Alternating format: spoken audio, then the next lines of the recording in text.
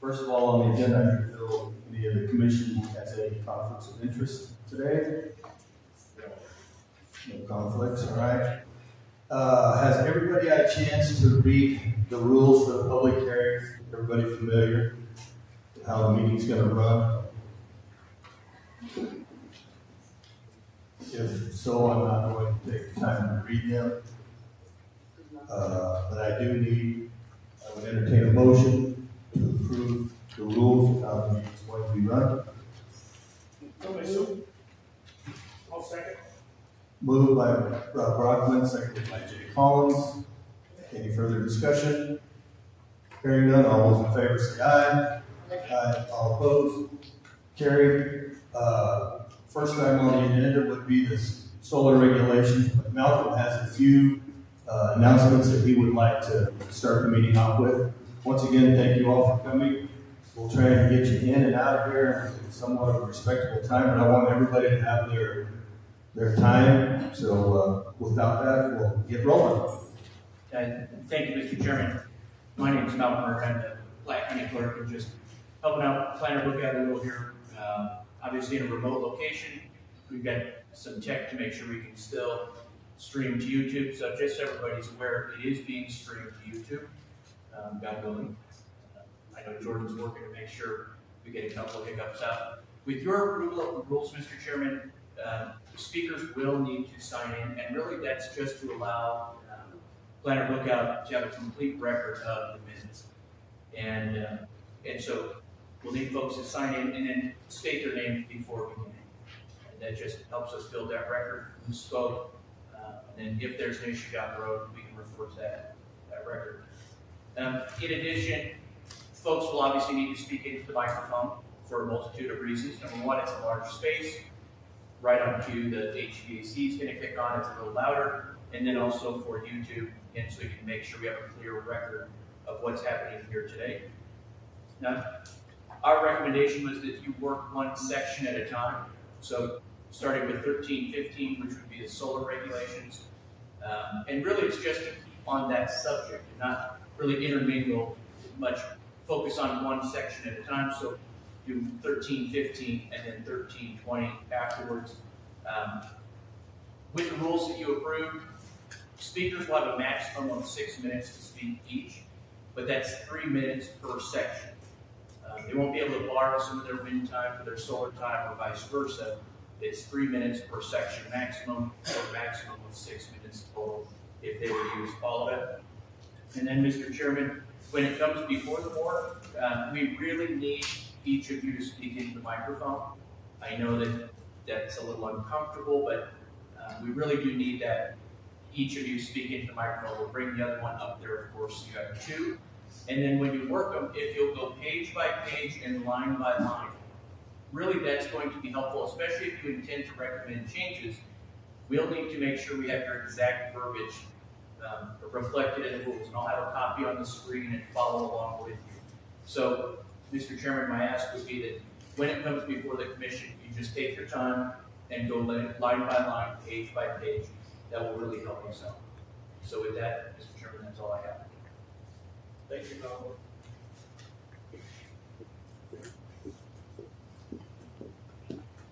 All right, I think at this time we're ready for our first presenter for the solar energy facilities rule changes, if there is any.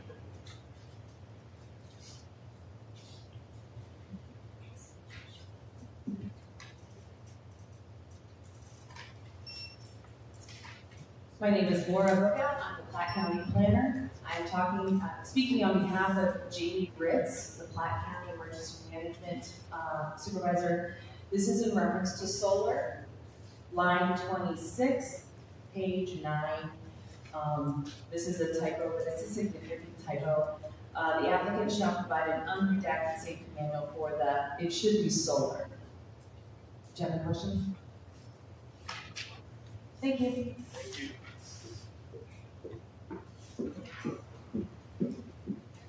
Anyone else want to speak on the solar regulations? Please remember when you do come up to the microphone, please state your name if you would, please. Oh, no. Whatever. Sorry, we're trying to keep people off of the wire center. Just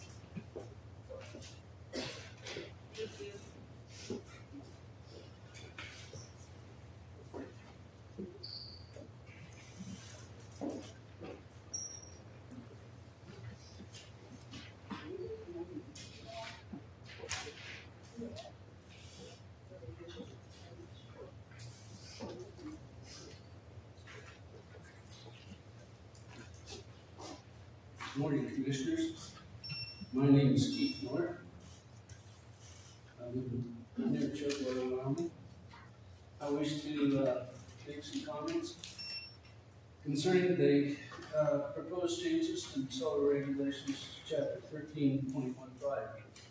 I'll note that there's a need for some embellishment on some of the changes, and there needs to be some minor corrections. I provided those corrections and embellishment to the Platte County Planner. In view of the time limits, I will not enumerate those minor corrections and embellishments.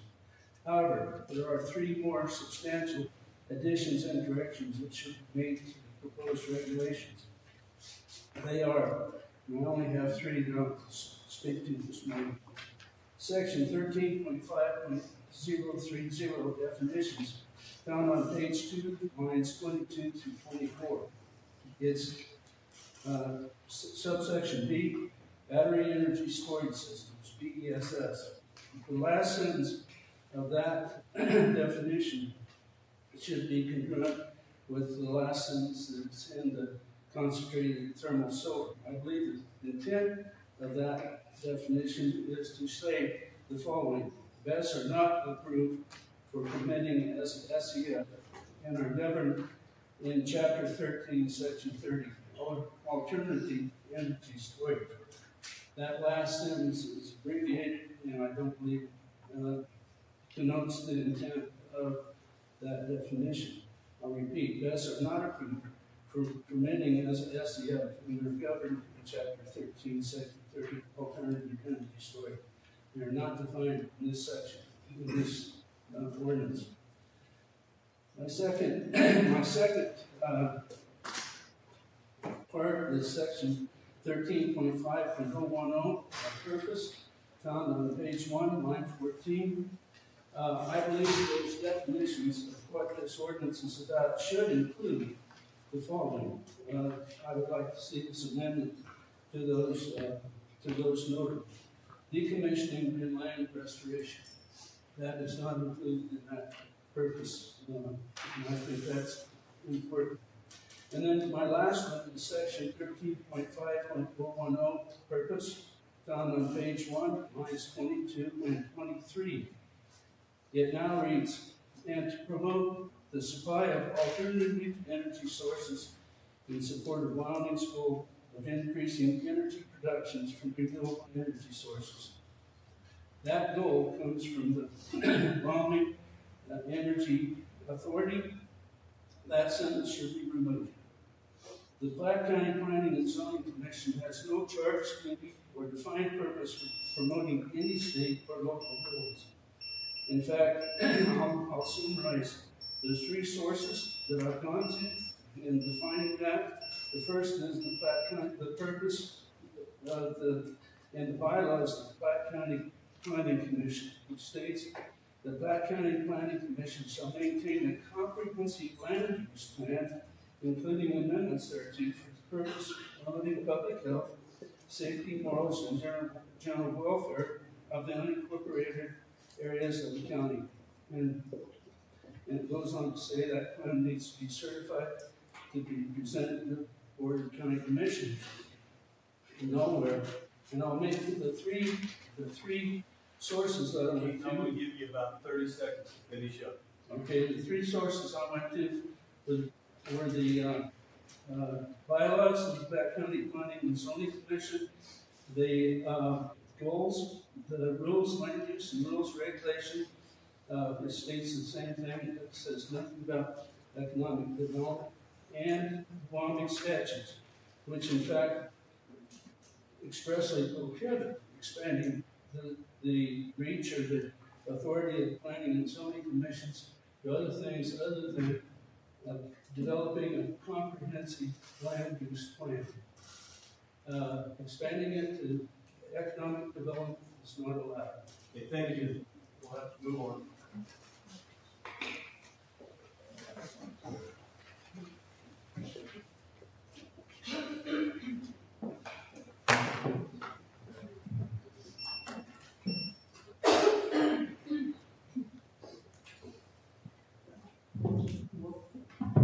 Sorry. Can you hear me? Okay. Hi, my name is Catherine Stevens. My primary concern with regulating solar panels in Platte County is the obvious risk of field damage and subsequent leaching of toxic mineral pollutants into our groundwater supply. Despite energy industry denials about this complication, it has happened in other states, and with our hail, it certainly happened here. I've asked solar energy companies about this risk directly. I've suggested catchment systems to collect and filter contaminated runoff before it goes back into the groundwater supply.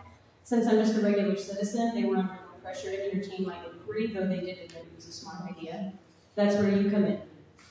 As our planning and zoning board, your job is to create regulations that limit the actions of industry to protect the land itself from noxious and unhealthy use and physical hazards, such as geologic and soil hazards, which are points C and D according to Chapter 1 of our regs and purpose statements. This could be through independent third-party groundwater testing and simple runoff catchment and filtration systems under solar panels. Most of Platte County relies on groundwater supplies through private wells. My family is counting on you to require safety protocols such as these by regulation for any solar energy company that seeks to do business in Platte County. The cleanliness of our groundwater is a big deal. Additionally, you've listed BESS technology under the definition section, page 2, line 2 of the solar regs. Since BESS regs will be defined separately in a totally different section, the reference to it here is unnecessary at best and confusing at worst. If BESS is included here in any capacity, it leaves the door open later on to combine permitting for BESS under the umbrella of our solar regs. The public has been assured that this will not happen. The best way to ensure this is to remove any reference to BESS in our solar regs and require a fully separate workshop, hearing, and permitting process specific to the unique requirements and risks of that particular battery storage technology. Lastly, on page 1, line 18 of these solar regs, we've listed part of their purpose as being to facilitate economic opportunities for both county and residents. I take that to mean that Platte County is open to more to consider financial gain on par with human health and safety.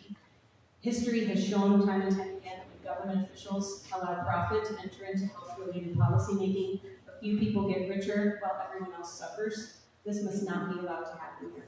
Nowhere in the state statute does the Planning and Zoning Board have any mandate to promote economic development. As necessary as economic development is to our county, it has no business clouding your thinking and dividing your focus. We need you to be uncompromisingly committed to the health and well-being of Platte County residents, completely disconnected from any consideration of money. This phrase must be removed from the purpose statement of our regs, both of them, and we need to restore the purpose of these regs to the general provisions in Chapter 1 of our county regs, which focus on the health and welfare of the people of Platte County and the integrity of the land itself. Thank you. Thank you.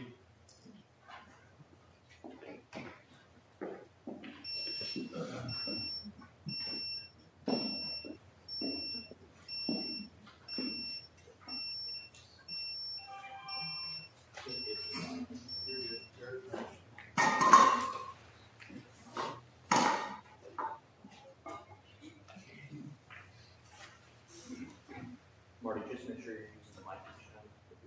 Okay. Teresa Baker, Shellwater. I'd like to clarify, no BESS is going to be discussed today during any of this part. And except for in the definitions, you determined that nothing more would be discussed about concentrated solar facilities. So in that regard, page 5, under visual appearance, C and D, has to do with concentrated solar. There wouldn't be any tall towers with the PV system. Also, page 11, 1/2 mile of a concentrated solar project needs to be deleted under C, site development plans. On page 12, many notations about mirrors, towers, cooling towers, steam plumes, all related to concentrated solar. They all need to be deleted. I believe the number one purpose should be to protect the health, safety, and general welfare of the citizens and community. Thus, this should be listed first in the regs. Under section 1.05.02 of the statement of purpose, there is no authority given to the planning and zoning or commissioners to promote county-wide or statewide economic development in Platte County. Therefore, delete the quote to facilitate economic opportunities for both county and residents under the purpose section 13.15.010, and delete in the same section and to promote the supply of alternative energy sources in support of Wyoming's goal of increasing energy productions from renewable energy sources. In general, these regulations need to be sent back to the workshops. There are many grammatical errors. If you'd like to go through some of them, I'm glad to be of help. There's even mention, she's corrected it, of the turbine manufacturer on page 9 in the solar regs. I would like to add in the document, maybe more than one place, the statement, whenever the provisions of these regulations are found to be inconsistent with state regulations, the regulations imposing the more restrictive standards shall control. This would protect the citizens and community better. If abbreviations like RAM, FERM, FEMA are to be used, then put the meaning of these in the definition section. As to setbacks, in reviewing Goshen County regs, they use a quarter mile from all property lines, not 100 feet. That's a difference of 1,220 feet. It protects the citizens in the county better. Also from Goshen County, they use 1 mile from occupied structures, not 300 feet, again to protect their citizens. 4,980 feet difference. If the distances Goshen County uses for setbacks were used in Platte County, the noise setbacks would be less of an issue. If Platte County doesn't switch to greater setback distances away from solar installations, then a noise mitigation plan by a reputable third party needs to be done before permitting is allowed to better protect the citizens from the hum from the transformers and inverters. Letter on visual appearance, letter E, glare. Please add the phrase, or to pilots flying in the area. Thank you for changing some of the main words to shall. Thank you for adding the word wells, drainage, erosion, dust control. I would probably make it read effects on wells, not just wells. Thank you. Thank you, Teresa. Anyone else?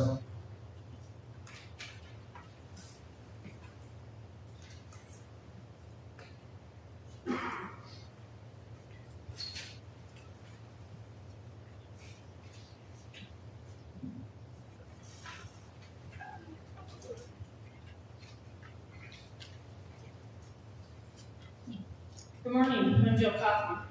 I have a few things that set it up for an actual hearing style. But what I wanted to say was these zoning regulations must protect our county according to 185201 and 185202. It says to promote health, the public health, safety, morals, and general welfare. The people of this county provided you with quality work and regulations. And we put long hours into writing those regulations for this county to protect us. And yet now we're seeing that you are not in agreement with the 1.25 setback, which I think is very important from the borders, because if it's not 1.25 setback, then somebody can't put a house on their property towards the edge.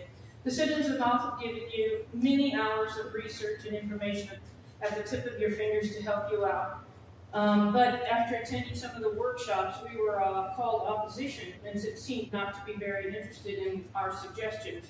It also seemed that you were more interested in outside corporations wanting what they wanted. Talk about the fox, telling the farmer how to build a chicken coop. These crafted solar rigs have left most of what we suggest out, and stuff that we have never discussed in some of these workshops were not beneficial. They were also added reference of information. I believe Keith referenced them, chapter 13, section 30 and 40, and I don't know what the legalities on there. I just think it's morally wrong to put some section in there that's not even written yet. Go through the procedures of our regulations to follow them and then put them in. Solar regs you left out are very, which I thought was very important, was the preliminary plan review application. Why was that? The solar regulation has many items that need to be discussed more in depth, proofread, typos fixed, and updated. I asked that these regs go back to the workshop phase and put together some regs that we can all protect Platte County citizens. They are not finished as of today. These solar regs must go back to the drawing board and are absolutely favoring big corporations over Platte County citizens. This is not a good look for Platte County. I ask that you do not pass these and send them back, and I hope we remake them, and we look forward to doing that. Thank you.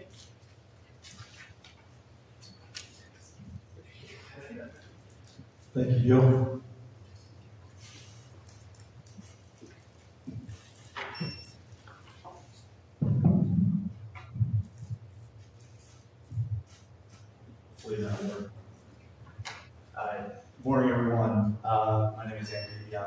Senior Project Manager of the Chugwater Energy Project, working on behalf of Nextera Energy Resources here.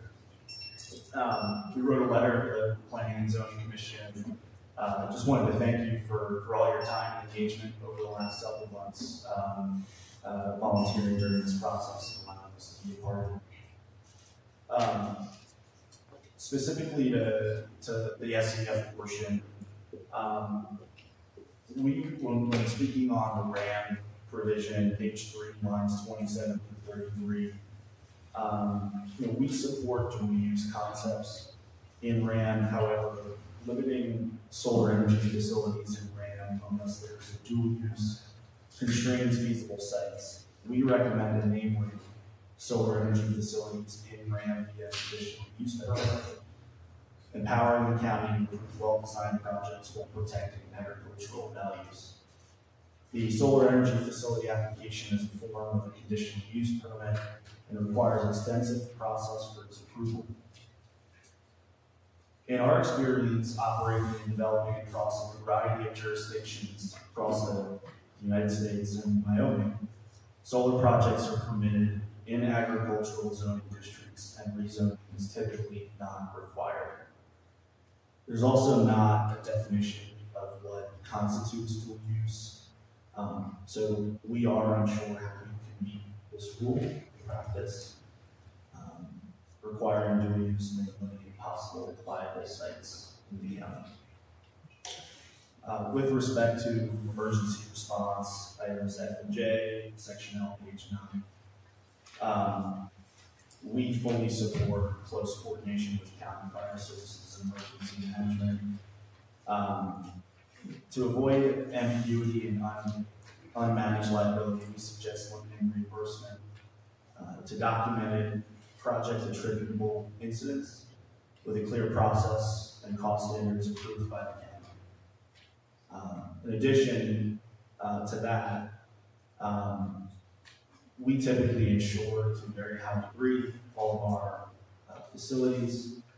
We would need a clear process to support if any claim were to arise and go to our insurance company. So we're just proposing and asking for there to be a clear process of how these potential claims were to arise and get litigated and go through the process. In addition, on the redacted manual, these documents are very, very large. We're not sure. We have to do some more work on whether we can share them on behalf of our partners that we use, that we install equipment with. All that to say, we recommend striking that section, eliminating the requirement to provide an unredacted safety manual, but we support the requirement to provide a statement certifying the solar energy facility will be operated in a consistent manner to the manufacturer's safety guidelines. Thank you very much.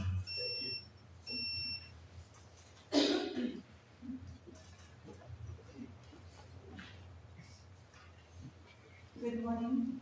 Thank you very much for the time and effort you've been putting into this. I know that it has been a lot. My name is Chloe Butler. I'm from Wheatland, and I wanted to start with that because I know that you've invested a lot of time in this. And that this is to protect the people here.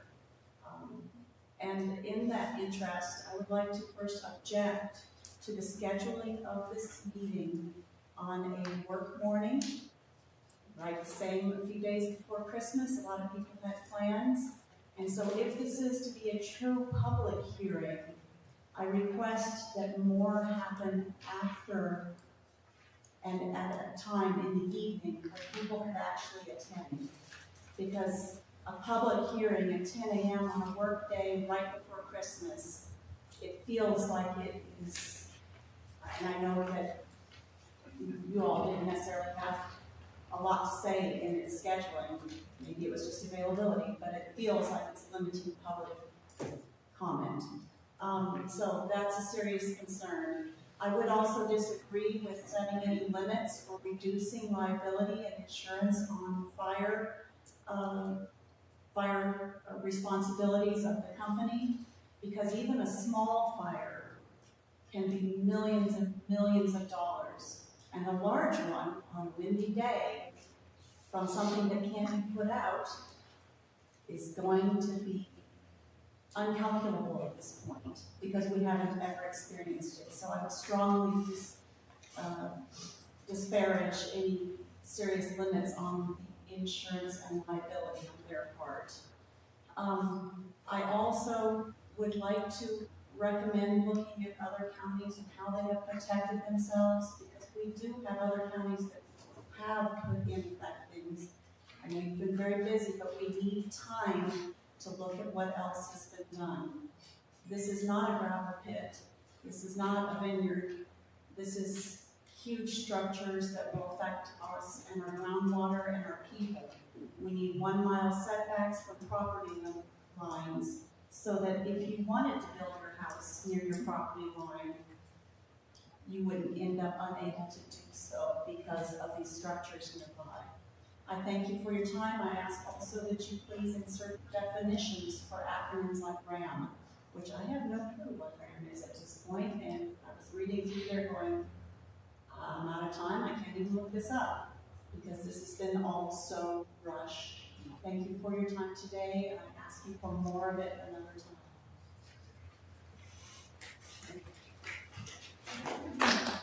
Thank you, Chloe.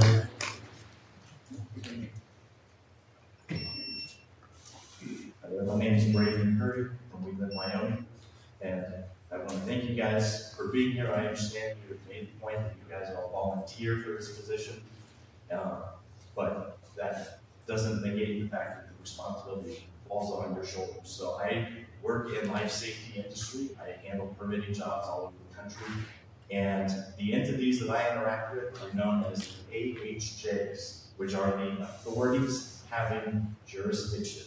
And that's what you guys, whether you realize it or not, have volunteered to put yourself in that position. You guys are the authority having jurisdiction. You have made the point that anybody who has an issue with these projects, you made the claim that, well, they are going to have to take them to court. Well, it's the meeting today, you started with adopted rules and requirements for how the meeting would run. Even when I was in the bathroom, there's a sign that says, if you don't follow these rules, you will be asked to leave the premises. If you don't have rules that are set forth plainly, people don't have a recourse to take somebody to court because there's nothing that says they can't do something. That is your responsibility today, whether that's concluded today or it continues on. It is on your guys' shoulders and our county commissioners to protect and regulate the activities that happen in our county for the good of us, the citizens. I mean, we live in a representative republic, a constitutional republic, where we elect people to represent our interests because, as they said, it's a work day today. So I should be at home working for my company, but instead I have to take time off to come and do this for my voice to be heard, because we have come to these meetings and we feel like our voice isn't being heard, unfortunately. And we just implore you to you guys that you are the authority having jurisdiction. You're the ones who set the rules and requirements for everybody to follow. And that's a grave responsibility that you guys have. We just ask that you handle that responsibility with care. Thank you.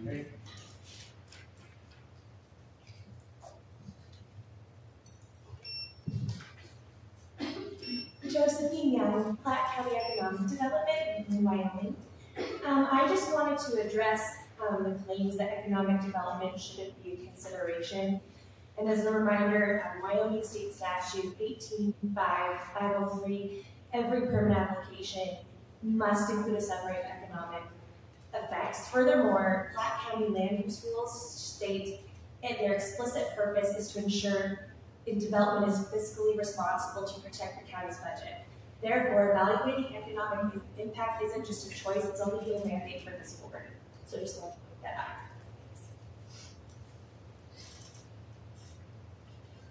Thank you, Josephine.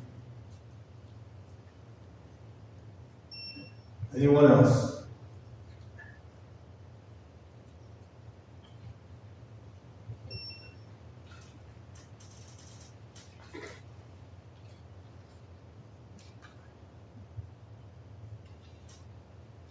Hi, my name is Lucinda Houchins. I had a chance to look through the solar regs, and I believe they are not ready for prime time.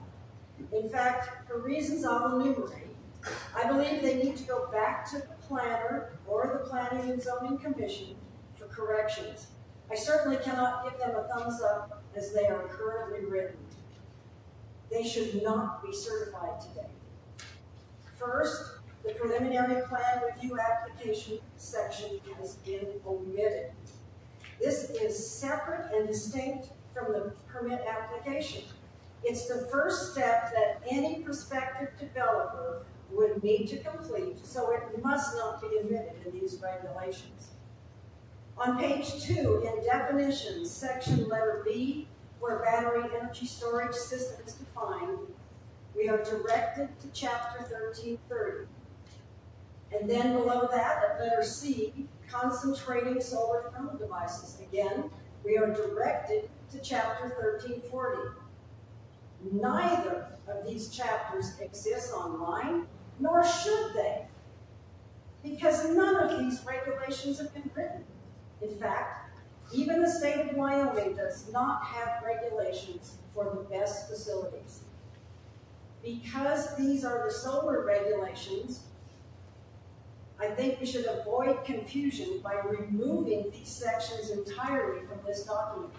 And just a quick note, these definitions are not in the wind regulations, but both wind and solar would like to hook up to a BESS. So if they're not in wind, they should not be in solar.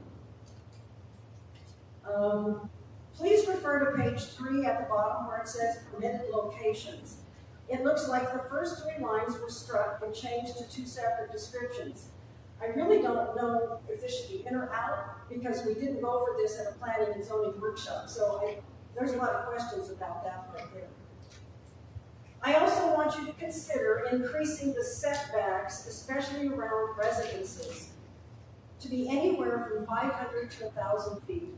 Certain sounds are created at solar facilities. One is a constant hum, or whine, some call it, from the inverters. The second one is the hum from the transformers. Distances of 500 to 1,000 feet from anyone's home would really help alleviate this sound burden for anyone unlucky enough to have such a solar facility built near them. The current regulation is 300 for that, for residences. The Hawk Springs pronghorn herd migrates all through the proposed solar project area near Chugwater. Now, this is not to say about future things, but we know that there should be more consideration for wildlife. If you put the roads setbacks too short, the people that are traveling the roads and the wildlife are going to be in big time trouble. So I would say increase that as well. Finally, this document needs to be thoroughly proofread because there are grammatical errors, incomplete sentences, and numerous typos. As I stated at the beginning of my remarks, these regulations need to go back to the planner and the Planning and Zoning Commission and not sent to the commissioners for approval. They should be not certified today. Thank you very much. Thank you, Lucinda. Anyone else?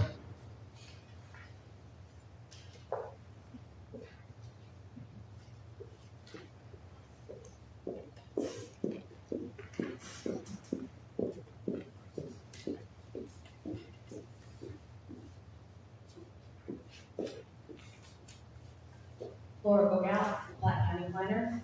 In reference to the definitions for solar on page 2 for line 22 and 25, I believe the definitions for battery energy storage systems should remain, but remove the the sentence best is governed by chapter 13, section 30, alternative energy storage. And also in line 25, concentrated solar thermal devices. The same last sentence referencing chapter 13, section 40. Both of these items are ESS, energy storage systems, and I believe that chapter 13 should have one section that includes all energy storage systems, which would include BESS and concentrated solar thermal devices. Thank you. Thank you. Anyone else?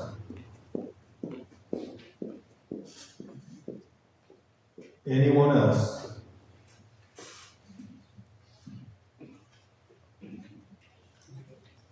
I have to ask it one more time. Anyone else?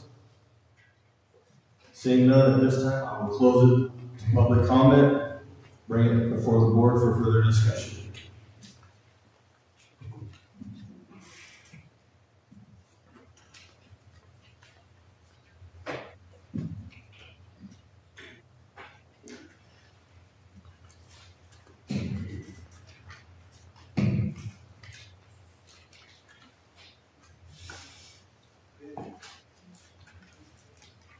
The only way we're gonna get through it is time, so here we are.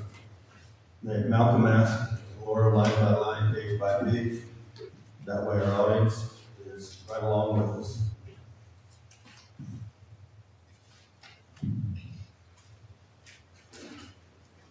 So I say we go right to line 13.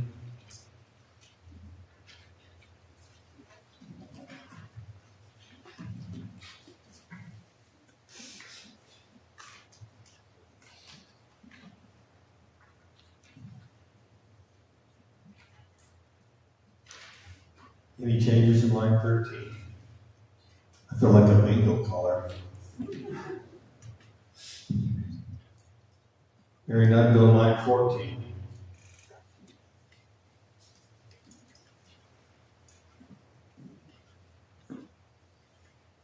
So, Mr. Chairman, are we where this red is that what we said about that? The red that has been with the line through it is what we took out. The line that's red solid is what we implemented. And the blue is? Malcolm, help me with the blue.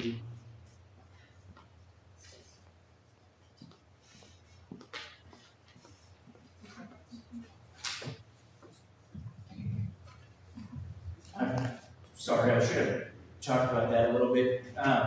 So what you're looking at, all the black is what's currently in the regulations. And so Laura and I went through, I can't remember whose color is whose, and we both watched. So the color just means a different person after we went through. So both red and blue are insertions. If it's a strike through, obviously it's deleted. And again, this was just based off your workshops that you held. And so nothing has been recommended.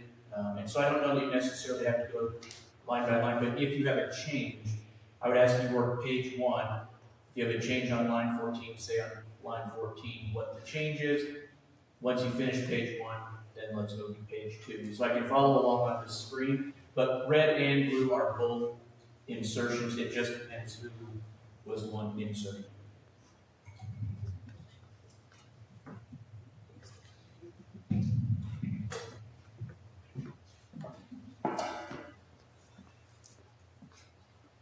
Anybody have any changes on page 1? We'll start there. And if there is, then we can do the line that the change is on. And we get an explanation of why the changes were made. I mean, you redacted items, why the answer you redacted. I'll answer that question, but then at this time it's closed to public comment. We had several workshops regarding the rules and regulations. Some of these changes came from you folks. Some of those changes came from us. Some of those changes just came from different ideas that other counties or people have had.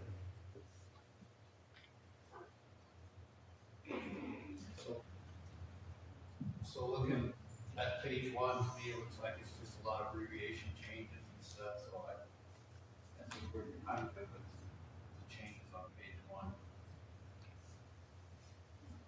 agree.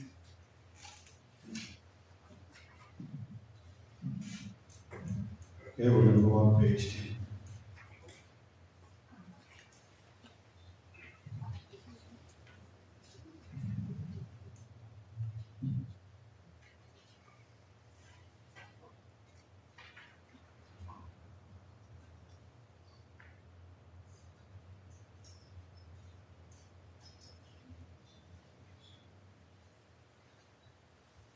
So it's fair to say that we're gonna, what Laura talked about, the chapter 13, section 30, alternative energy storage, strike that line on line 24, and that same line on line 32.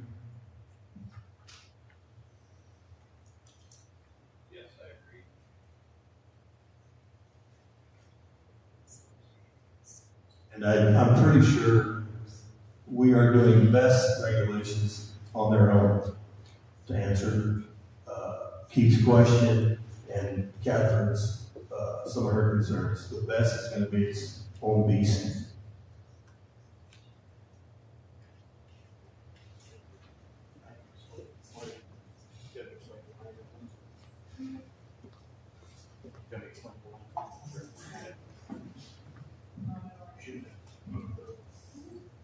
Apparently we need a third mic.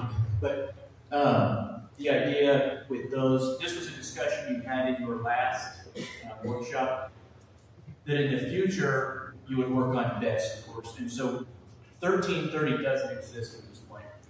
The intent was just have it as a reserved section in the event that you chose to put it in that section. It really was just reserving a place in the regulations to start there and not have to come back and point these regulations to that new section. With CSTs, this was a comment specifically from Bob that when we talk solar energy facilities, you've got that PV systems which we're used to. The CSTs are less known and less used. They're more rare, of course. And your discussion was you felt like they were a separate and unique piece of technology, and so move it to a different section, saying it's not permitted within SCF. You got to go elsewhere if this is what you want to do. Whatever you choose to do, it's up to you.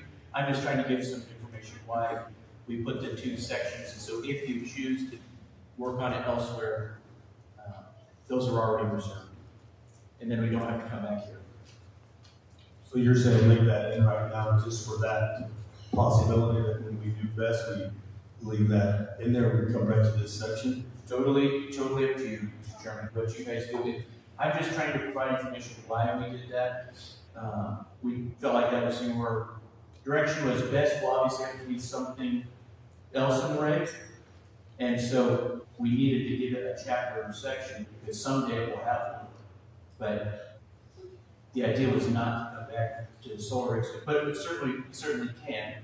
When the best regs are promulgated, you could come back to this and just make that change. But again, But there may be something come up ahead of us getting the best ones done, like most. yeah, make sure you use mine. I think that we should just leave the definition part of that in here, just don't put that S is governed in chapter. That last sentence, then leave the definition part. I guess I'm okay with the definition part, but I'm not sure, are we gonna, know that it's gonna be section 40? Not at When this we time, get there. when, Never will, so it might. when we create that section, then we'll read that. So clear about that. That's what I just don't think we need to leave 40 in it, we're not gonna have, we may not be, maybe 50. What I'm thinking is, because we don't have the section created yet, and technically they are ESSs, that when we create that section or bring an entirely new chapter on S's, ESSs, then we can cross-reference back to the definitions and the other chapters where they are. That's what I'm thinking, rather than create confusion, we don't have something created and have to create new subsections to chaos.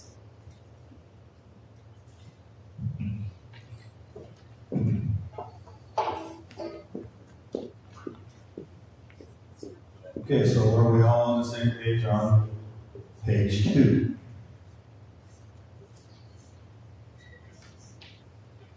Marty, where are we at for clarification? Page 2. We're just, it's my understanding we're simply leaving the definition in, but we're removing that's governed in chapter 13, section. We're just removing that line. The definition can still stay. Okay.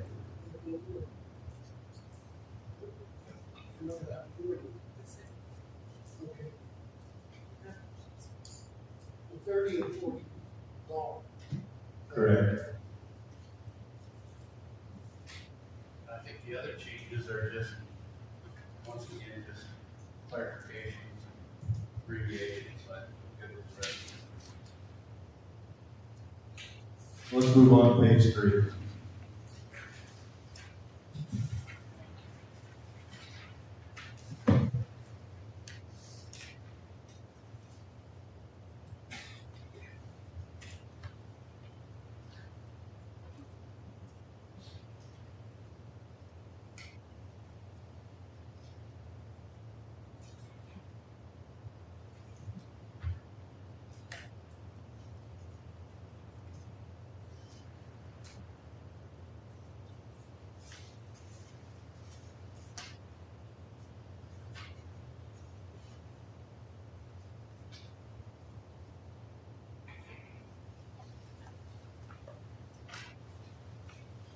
Anybody have any questions on page 3?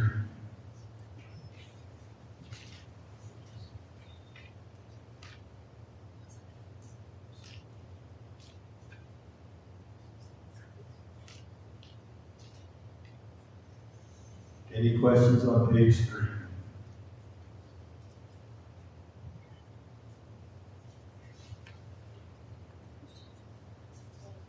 Lonnie, I can see you in mute. Microphone. Okay.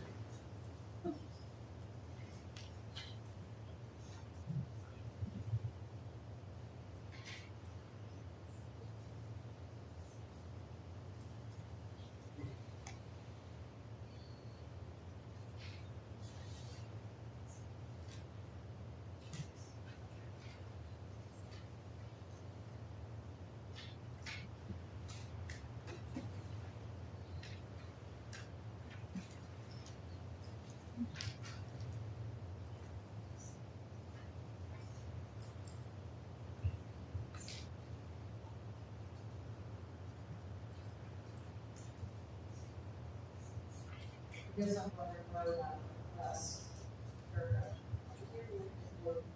Hold the mic up close to your mouth. Sorry. What is with this last section? This in blue? When, I don't know how to do my notes in front of me changed it.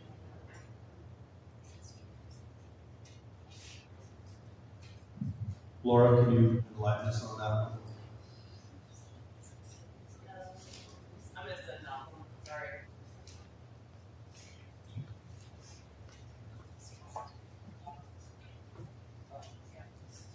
And just to be clear, you haven't made any changes yet. So I just want to clarify that this is just proposals based off your discussions in your workshop. So any red or blue would be potential changes.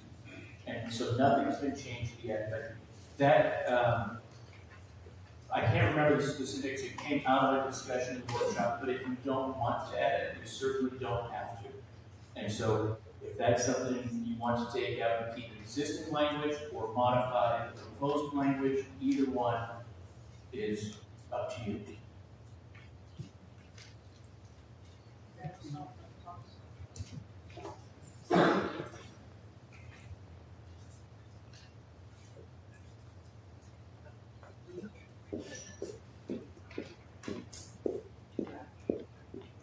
You might as well just bring a chair to sit. All right, that differentiation has to do with some items that have come up in the office.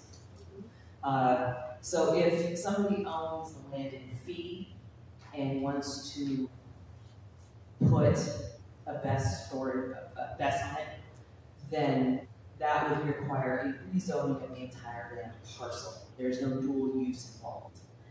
If this is a leased portion, then it would be a special use permit because it is not owned in fee. So that is trying to differentiate between dual use and not dual use. If they own it in fee, it's a little, I don't know if we need to break it out that much or just know in the office that that's what somebody's gonna have to do. Does that make sense? I kind of like it in there personally. This is I think it gives a little more clarification of how we're gonna move forward. And I think someone out there asked for that, and I wrote it down here.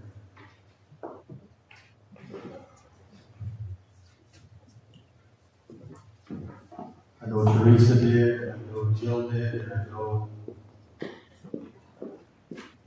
Chloe did.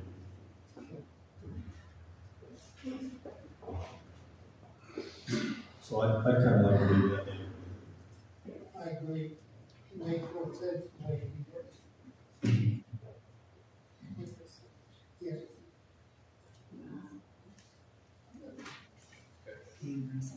Okay, we're gonna move, nothing, we're gonna leave that in. And we're gonna move to page, was there any other thing on page 3?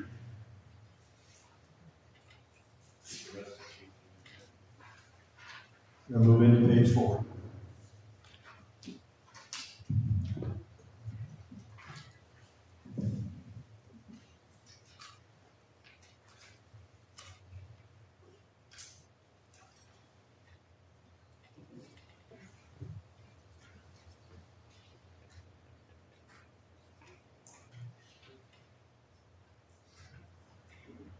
To me, it looks like page 4 is just a lot of abbreviations for SEF.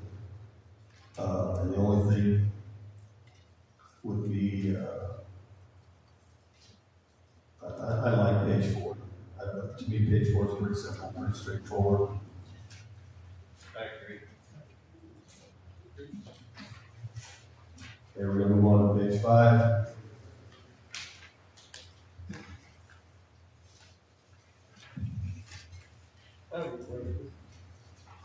Page 4. The sheet that's on the website, line 1 starts out minimum lot size. That's not our. At this time, we're not taking public comment, but thanks for bringing that to my attention.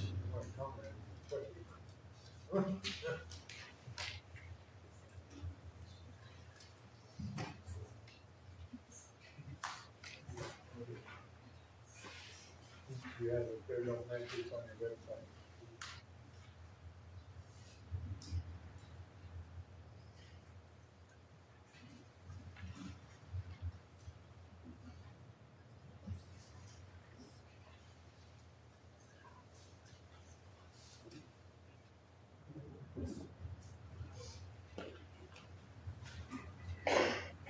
What's everybody's take on that, line 3?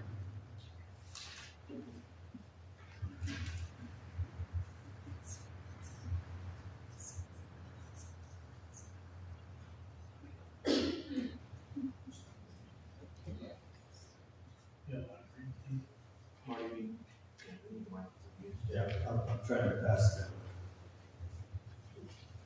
Yeah, I would say leave that also.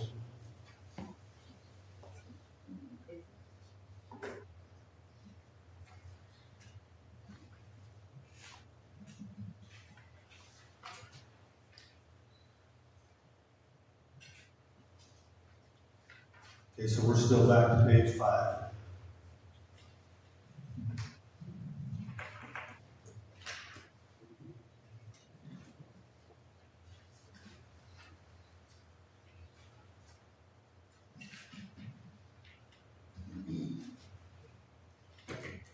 Would you like page 5 as abbreviations?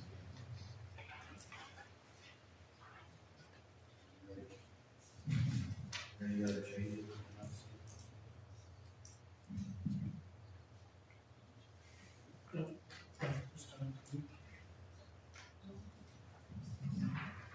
Page 5 is going to stay as it is. Page 6.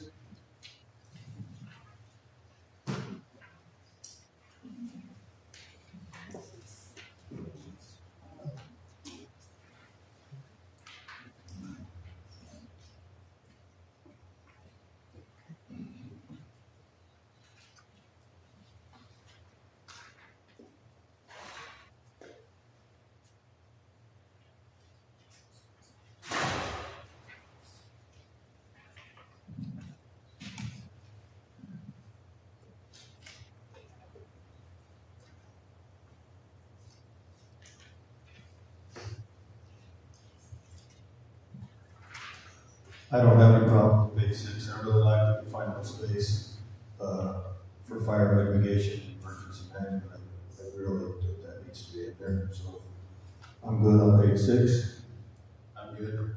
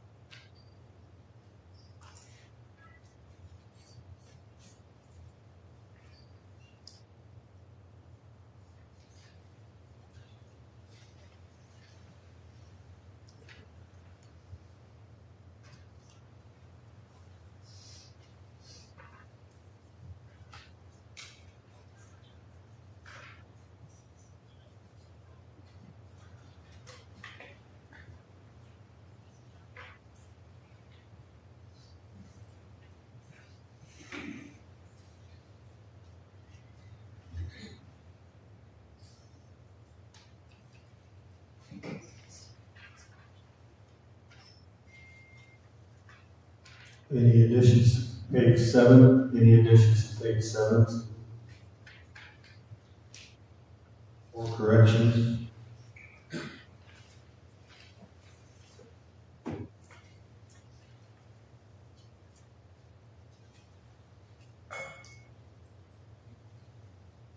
Any additions or corrections to page 7?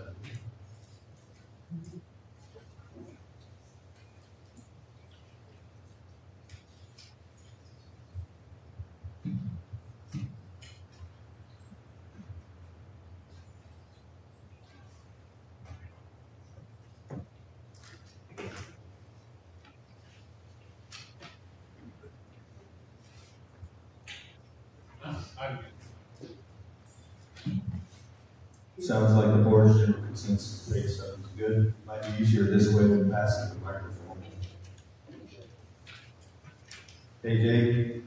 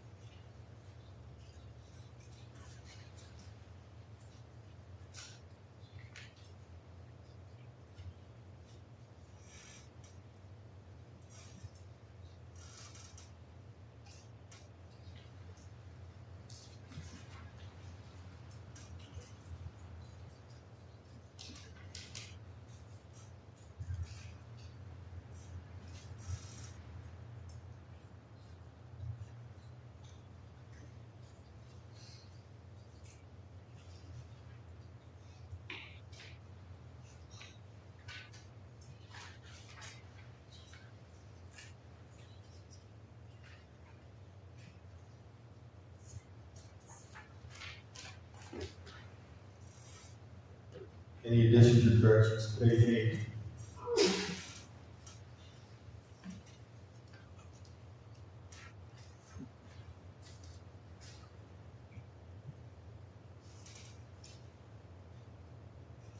Jill, I think this addressed some of your concerns, and Catherine, somewhat on wells and water, but I think other agencies are going to be held, they're going to hold them accountable for that as well.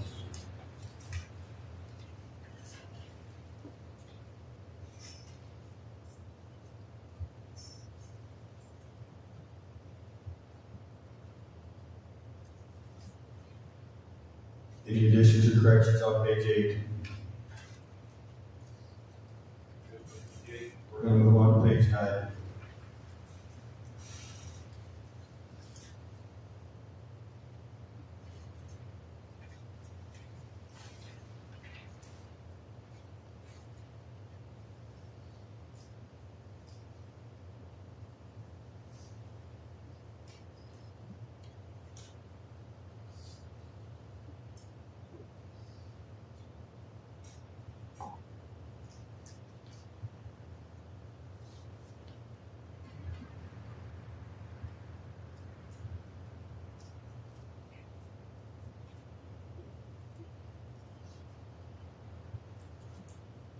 Other than making a change on line 26 from turbine to solar, I don't have any issue.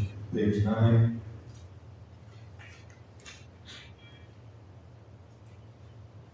Good with page 9.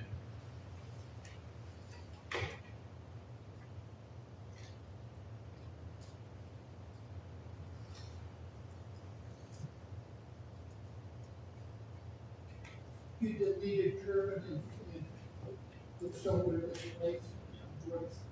Very good. Thank you, Jamie, for that consideration of that there. Any other additions, corrections on page 9? We're gonna move to page 10.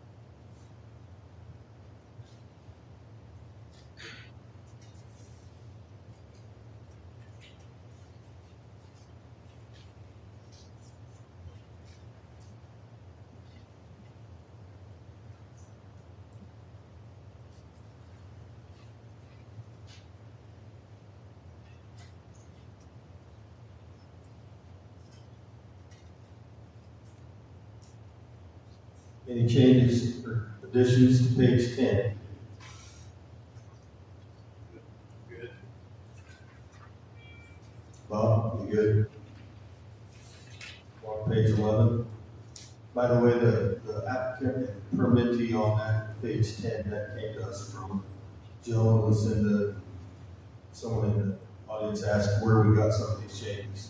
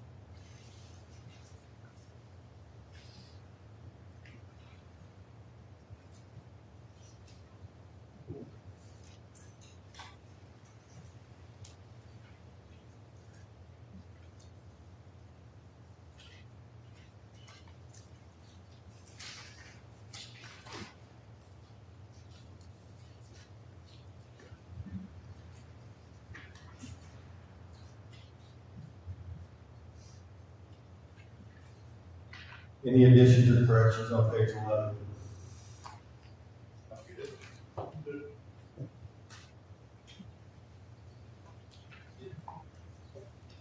Bob, anything on page 11? I think I did. I was concerned with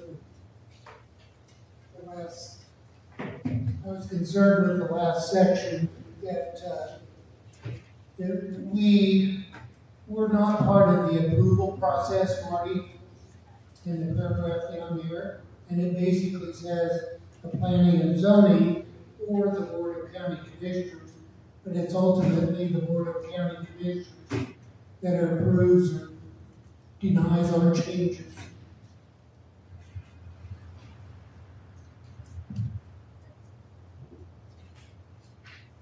So how do you want that to read? You want it to read something like the zoning commission recommends to the county commissioners? How do you want that to read? I would suggest the county commissioners and delete the planning and zoning commission. Strike through that line.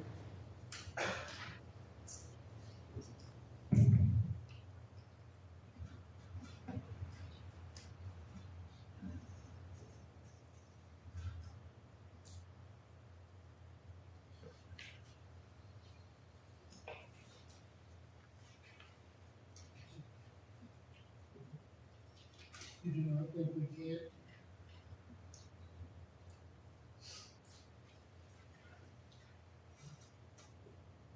I guess the way I read that is just, it comes through us first. And if, well, we can deny, we can't deny the permit, we can deny the application until other things are met before it's passed on to the commissioner. Yeah, I think if you take that out, it might be a case where they try to skip coming through us. And give people a voice, view their opinions, so I think it needs to stand. Okay, I stand corrected. It's always worth Yeah, also. Okay, page 11, so let's stay like it is.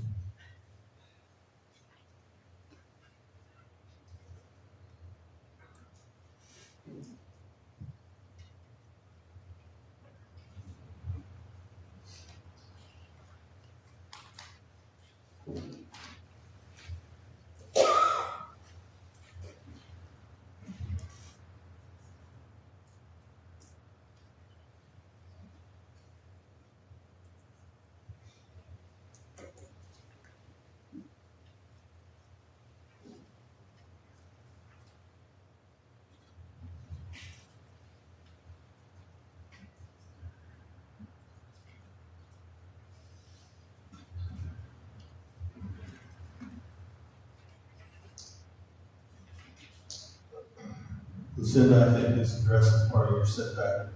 You talked about 500 feet, we're talking a quarter mile or half a mile. So I think it actually is in your favor. I'm good with page 12.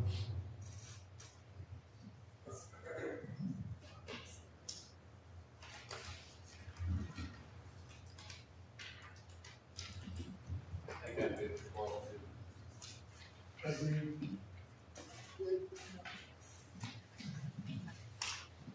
Any other corrections and changes on page 12? You guys doing all right over there? Okay.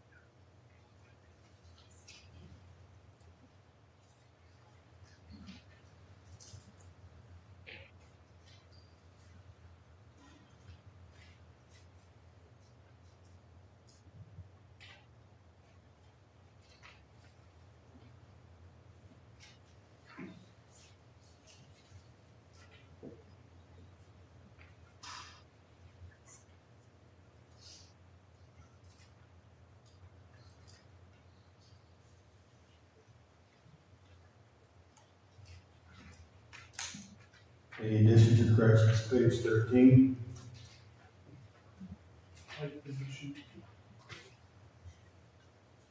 Bob, you good on 13?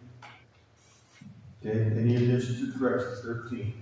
The only correction is the, number of GHIJ.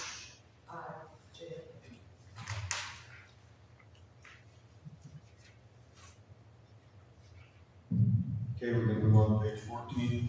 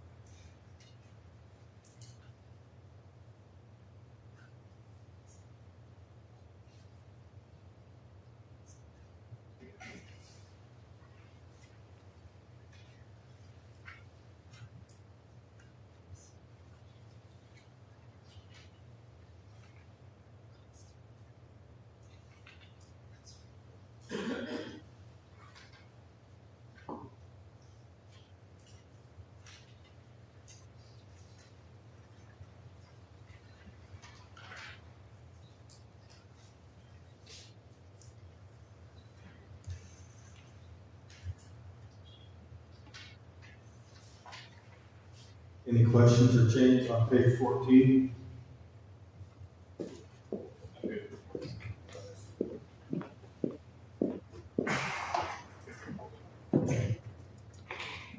Just based on what Bonnie said, so on page 13, 14, and 15, we'll correct the lettering to be sequential.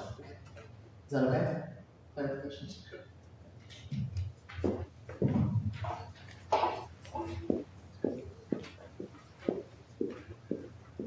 Any other additions or corrections on page 14? Okay, move to page 15.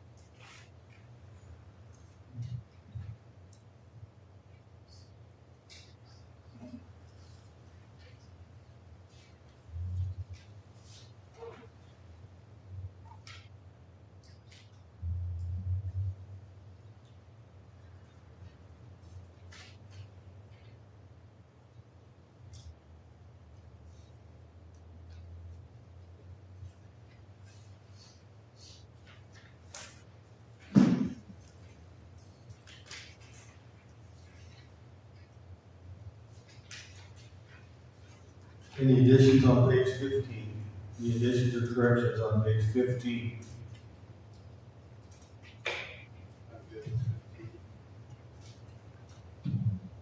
I am also.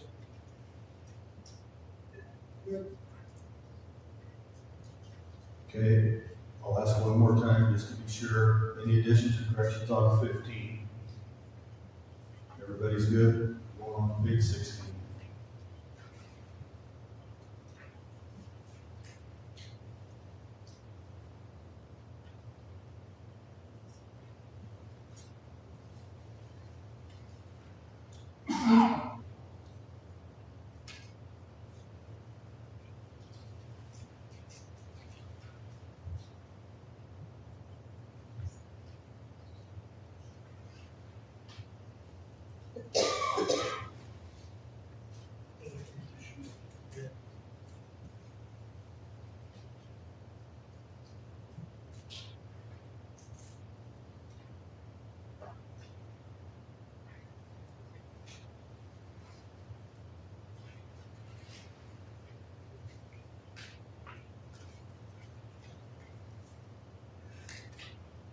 Any additions or corrections to page 16?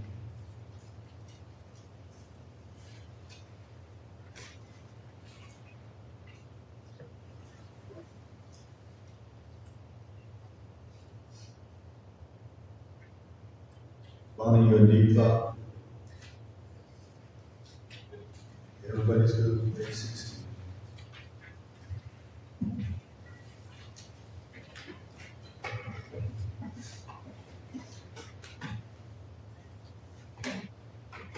And Malcolm and Laura, you got those?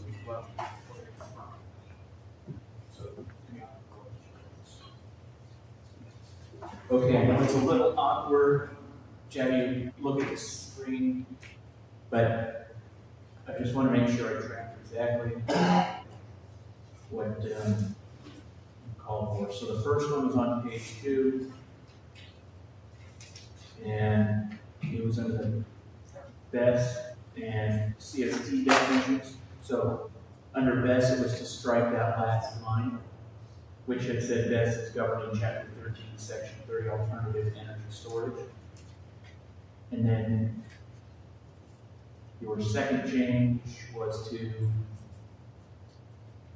CST, which was to strike the inserted language that said CSTs are not approved for permitting as an SEF or governed in Chapter 13, Section 40, additional solar facilities. And then I had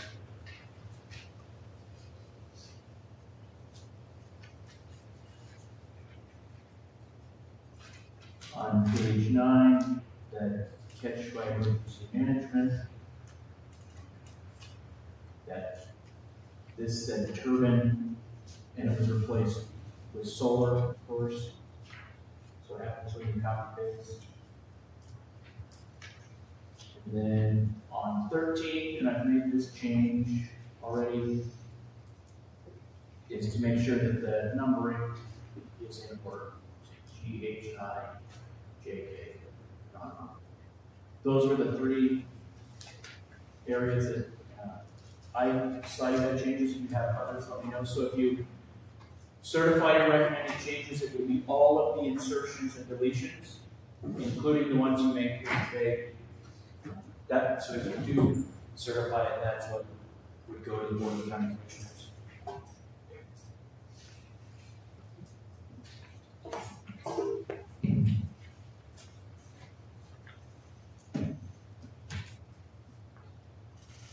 At this time, I'll bring it before the board. I guess we're still before the board. Is there any other additions or corrections that anybody wants to make?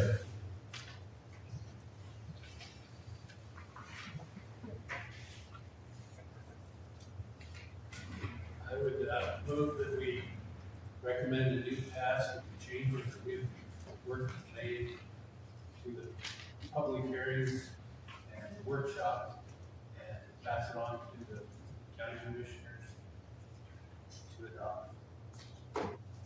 I'll second that. I have a motion on the floor to approve the amended changes, recommend a new pass to the commissioner. Any further discussion?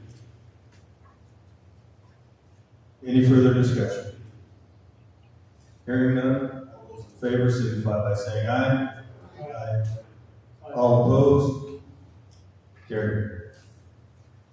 Thank you all.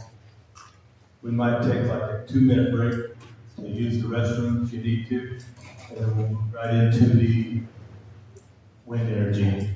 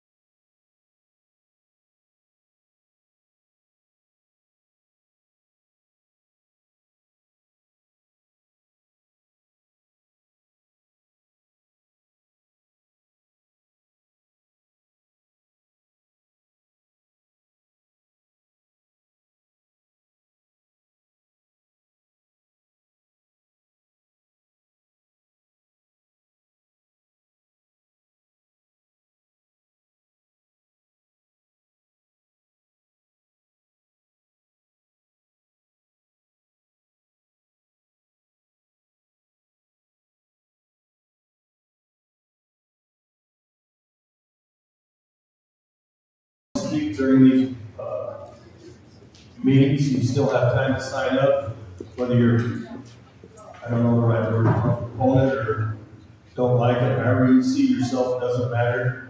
But if you want to sign up to speak, it's not too late.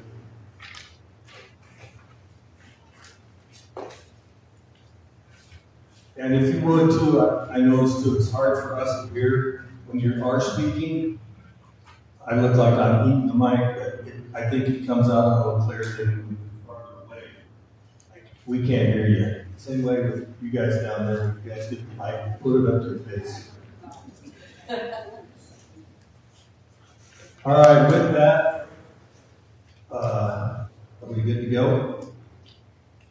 I say we start in on the wind energy proposal regulations. So at this time, whoever would like to take the podium, step right up.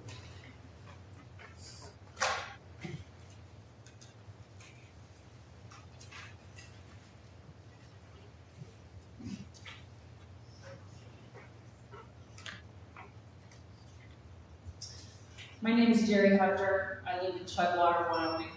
I wanted to address some of the things that I've heard here today. One of the things that I've heard several times is what we meant or what we need, and it does not match what is written. What is written will be abided by both business and citizenry in the future. We as citizens in Platte County today may not be here in the future. So what is written must match what you mean. Otherwise, what is written is the only thing that would be considered. Thank you. Thank you.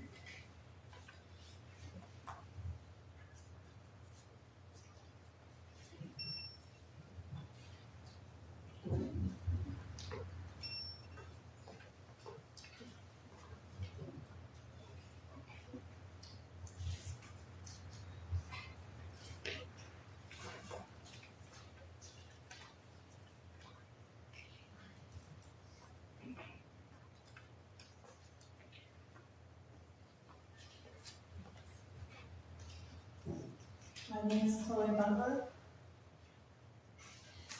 and I've come to especially emphasize to you something that I've heard repeatedly, like the previous commenter, that is erroneous.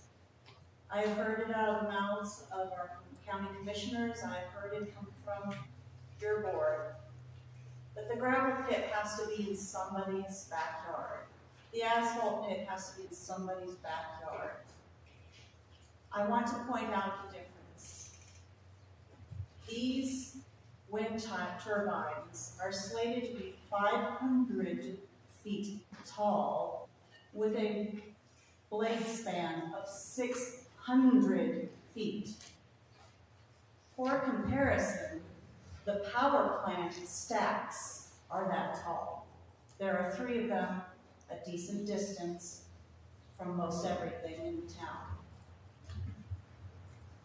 If you have the town of Chugwater peppered with these things all above those beautiful buttes and in people's historic ranch lands, next to families that are susceptible to the effects of this particular technology. We're talking about, and we cannot compare this to a lawnmower or a dog barking when you're talking about decibels. This is why we have a separate section specifically for wind energy. We're talking about constant noise. We're talking about noise that you cannot even hear that is harmful. We're talking about tons of shedding from these. Every time they get hit by our wind, which we've just had a ton of, and shows no no evidence has been shown that they have taken that seriously. Our wind will destroy those and stop them and break them and shred them, and all those little bits go over our agricultural land forever. You cannot get every bit of that out. We're talking about changing the character, not just of the view. We're talking about impacting the lives of families that some of them are sitting right here begging for you to set that setback to a minimum of 1 mile from the property edge. Because if they need to move their home or anything else, or their garden next to their property edge, they need that mile. I am begging you to look at what other counties have done. You're not groundbreaking. Other counties have done this and more. We're asking you to take similar protections for our county's people. Thank you very much. Thank you, Chloe.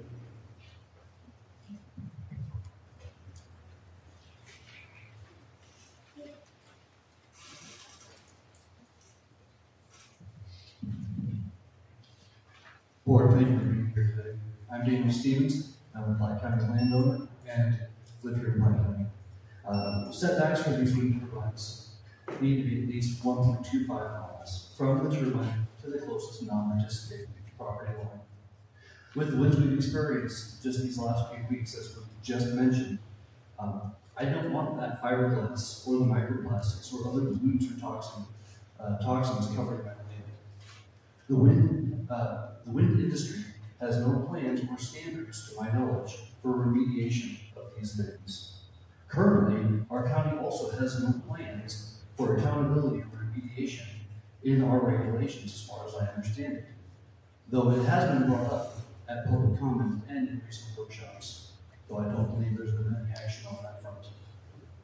Because of this, my only hope in preserving some integrity for my family's health and my property's soil is to insist on greater setbacks. As a private property owner, I do insist that the county take some action to provide some greater protection and distance for the inevitable shedding that will come off of these turbines. I want to have confidence that my county puts the health and safety concerns of its residents, both those in town and out on the range, as its highest priority. Please uphold your sworn duty to ensure that the health and property rights of our citizens here in the county are not infringed upon. I insist that you do what is right and lawfully in your power to do, so that my family and my land are not threatened by harmful materials. I'm asking that you increase the setbacks to 1.25 miles from the property line, so that I can have some peace of mind when I let my children play outside, or let my animals graze, or harvest the good crops from my land so that I can feed my family. Thank you. Thank you, Daniel.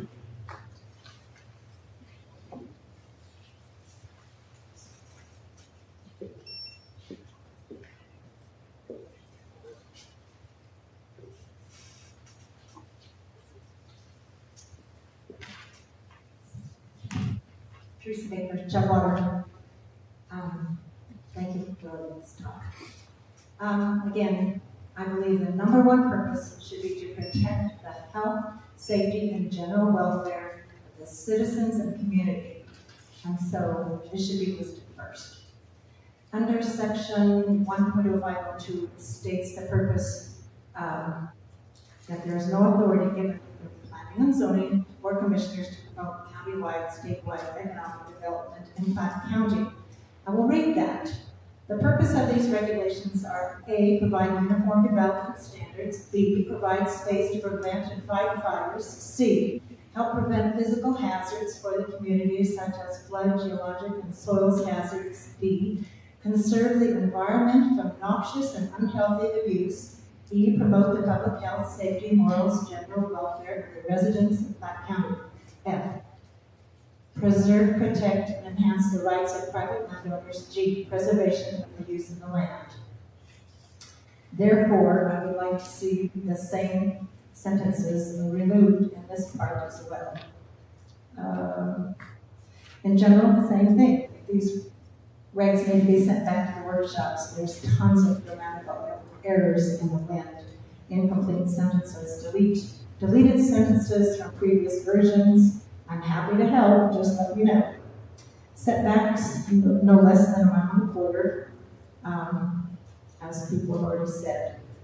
There's a page 11 and 12, phrases about complaints, which I found interesting, related to interference to emergency services communications. And then it goes on to read, the entity receiving the complaint shall respond to the complaint as reasonably feasible, but not later than 30 days after receipt of the complaint. How does this wordage protect the citizens of the county? Okay. And again, somewhere add, whenever the provisions of these regulations are found to be inconsistent with state regulations, the regulations imposing a more restrictive standard shall apply. This protects the citizens. Page 17, under S, this is very concerning. It was also in the solar regs.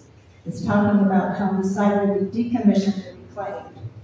The words added, I don't know who added them, I want to know, unless otherwise specified by landowner or on whose land the WEX is built, provided the approval shall be documented in the landowner's lease or WEX project. And then it goes on to say the reclamation and decommissioning plan shall include, etc., etc.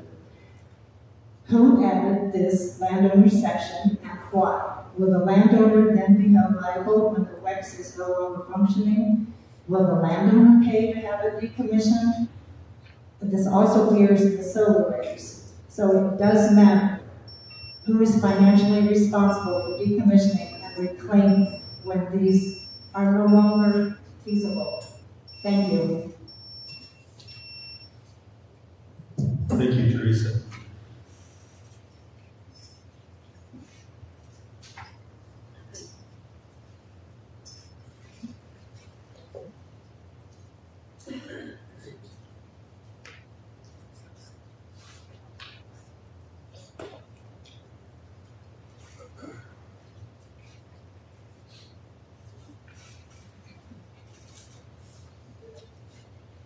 Good morning, my name is Heather Curry.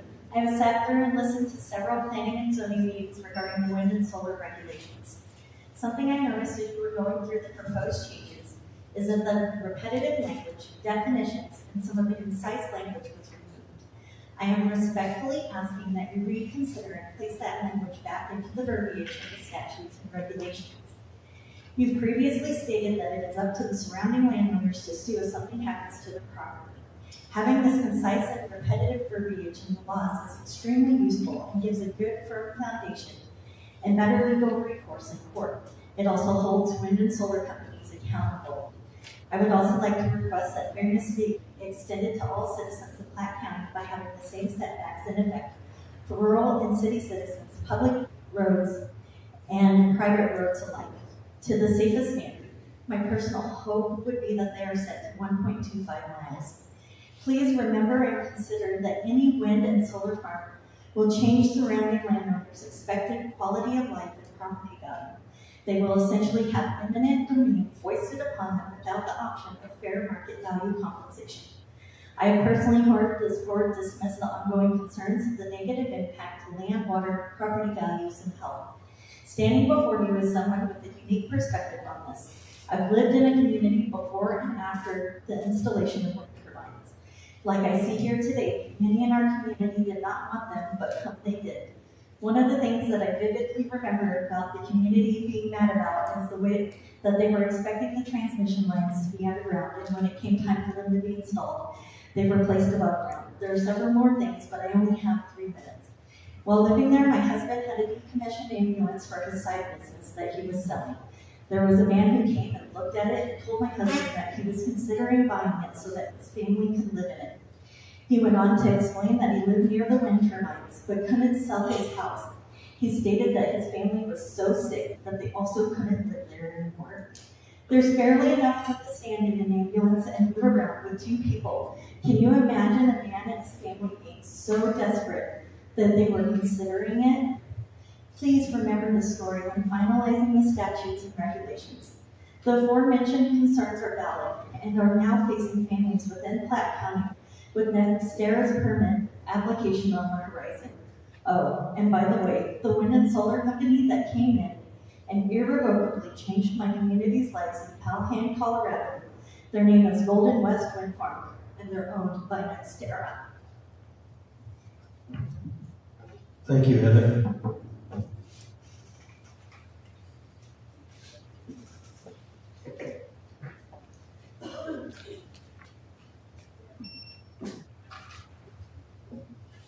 My name is Keith Miller.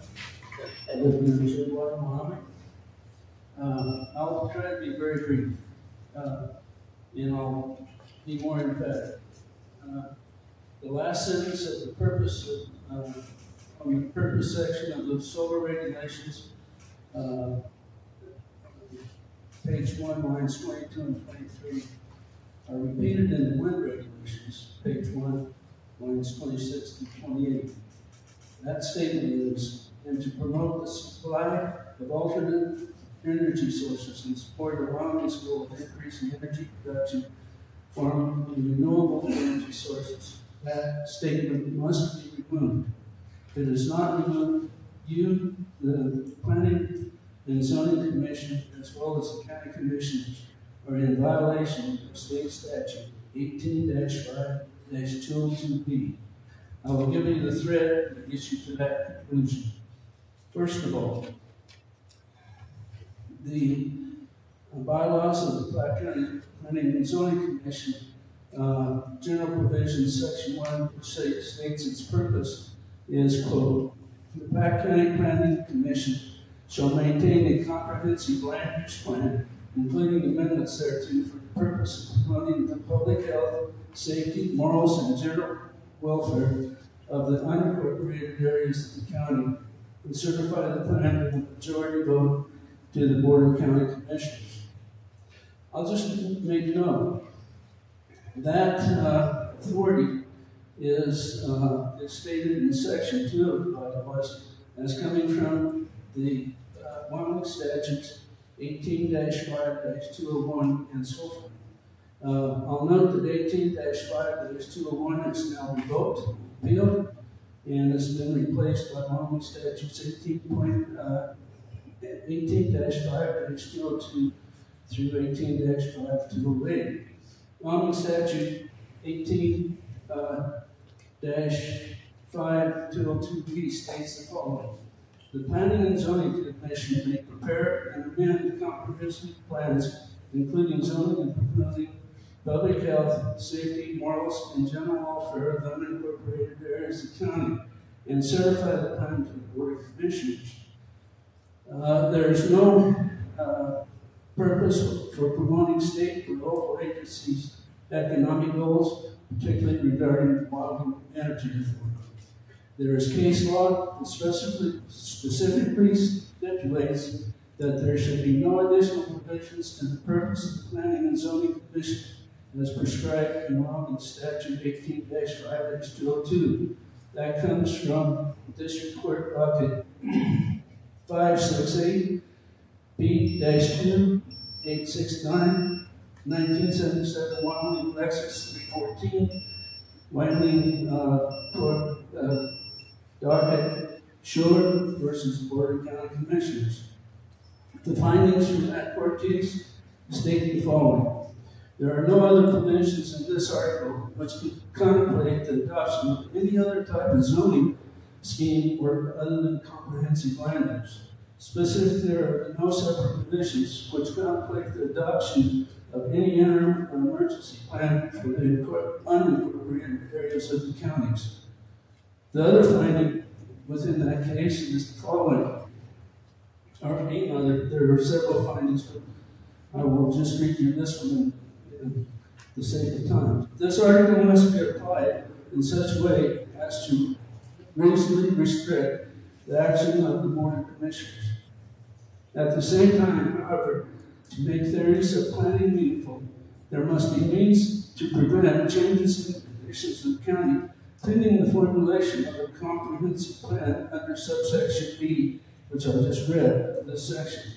This means necessary to maintain the status quo can be supplied by reference to the powers expressly or conferred in this article, taken from the sections. Basically, I want to note that when I go to look for the comprehensive land plan for Platte County, it's not there. If you go to the plan, if you go to your website, look at the land use, Platte County development, there's nothing there. I question whether in fact these ordinances can be passed without a comprehensive plan in place. And maybe it's just been an oversight and not put on the website. Basically, I maintain that the commission, planning and zoning commission, and the town commissioners will be violating state statutes if that statement remains in the regulation. Thank you. Thank you. If you would to try and keep your comments to 3 minutes or less.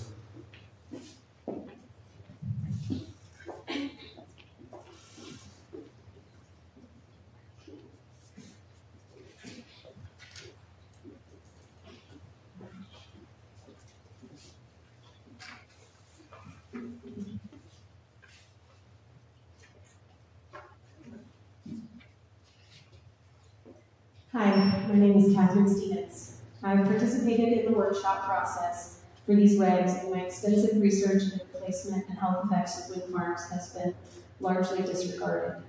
Among other hard data, I've presented you with the acoustical engineer's report from the Calhoun, Colorado wind farm, showing definitively that our existing setbacks on page 6 are not enough distance to protect our citizens from harm by these sound waves. These adverse health effects are real and independent and measurable. Effects like disturbed sleep, headaches, vertigo, cognitive difficulties, and more. At-risk groups include children, the elderly, cardiac patients, the immunocompromised, those with neurological problems, and those prone to headaches or motion sickness. Medically sensitive people have to get at least 4 miles away to get relief from the adverse health effects of these huge turbines. The proposed wind regs on page 8, letter H, limit noise safety to audible noise, which is dBA. I have a graphic here which I'll offer to give you after this. The vast majority of noise produced by wind farms is below the audible range. Our regs are incomplete without listing unweighted decibel limits, especially at nighttime when these sound waves travel for many miles and are known to disturb sleep. Ali Harris of the Wyoming Department of Health agreed on record that unweighted sound data regulation and measurement would be more helpful than just audible sound data in protecting human health. In a public hearing, I asked a wind industry acoustical engineer if his company could prevent infrasound and low-frequency noise from entering nearby homes, and he said simply, no. If our state health department supports unweighted sound regulation and the industry will not self-regulate, the duty falls to you as the county to protect us. In order to protect private property rights most uniformly across the county, we must measure our setbacks from the industrial wind turbine to the non-participating property line, not to the home. This preserves the ability of present and future non-participating landowners who have the least protections in these scenarios to build a dwelling on any part of their property without risk of being exposed to the harmful effects of a nearby wind farm at any distance closer than that specified by the county. The most reasonable compromise for a setback that still provides some protection for most people near wind farms is 1.25 miles. Goshen has a setback of 1 mile. Sweetwater has a setback of 1.25 miles. Platte County must prioritize the health and safety of its most vulnerable members over the financial interests of anyone. I have 4 children. 2 are medically sensitive. We live outside of town. Their health, their lives, their futures will be permanently harmed if you do not take seriously your responsibility to protect public safety and increase the setback to 1.25 miles or greater. Platte County must prioritize public health above private profit. Hell hath no fury like a mother told that her children's suffering won't matter.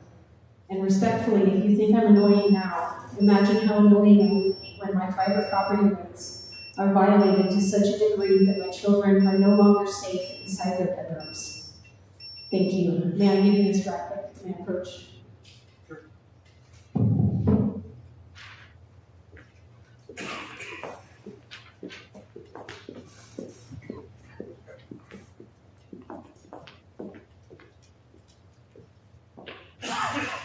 Mr. Chairman, the next two speakers are minors, and their parents had asked if it was okay if we could omit their last name from the records. Is that okay? Absolutely.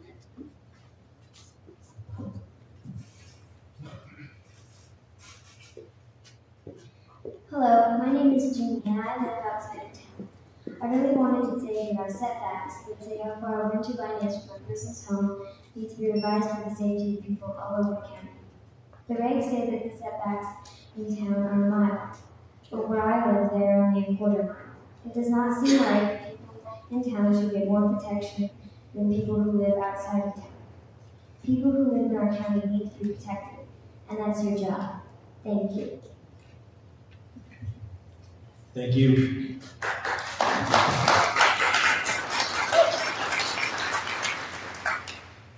Hello, my name is Mike. First of all, I would like to mention that your obligation as the commissioner, planning and zoning commissioners of Platte County is not to protect the financial interests of a few, but instead to protect the physical well-being of the many. And that is the bigger thing that is at stake here. Obviously, we've already discussed the problems with infrasound, the problems with fiberglass shedding, and everything like that. And those are all significant. So I think that, I'm not going to discuss those again, but you really need to pay attention to that. If you don't, there is a good chance, since this is a representative government that we live in, that someone else will take your job.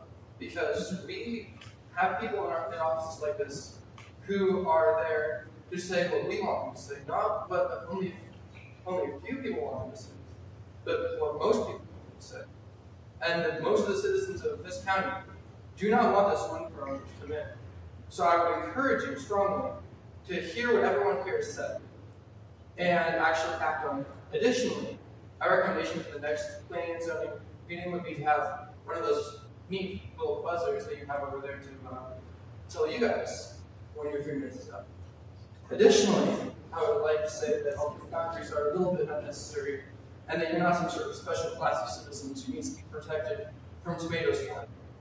Thank you.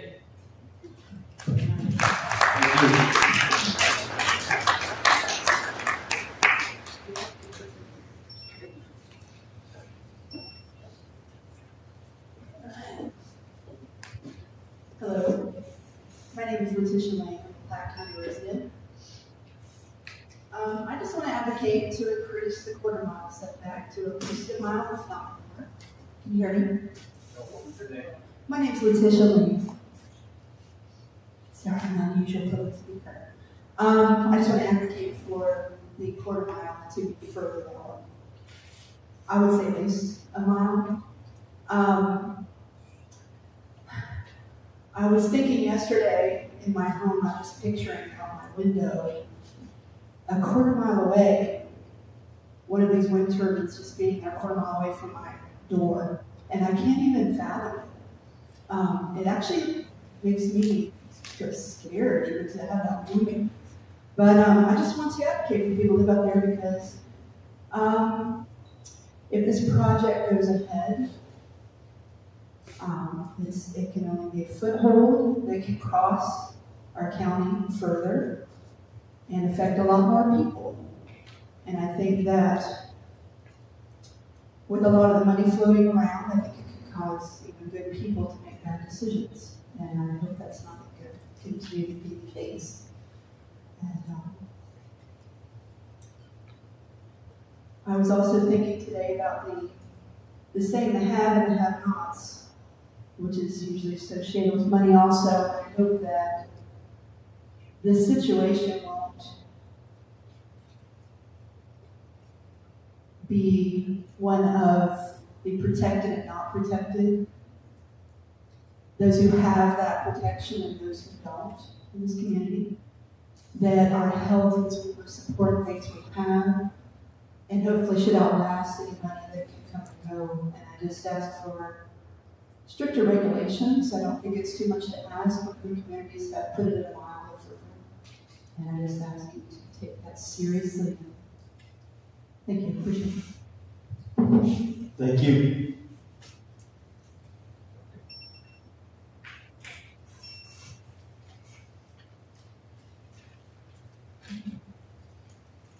Hello again, I'm still Jill Kaufman.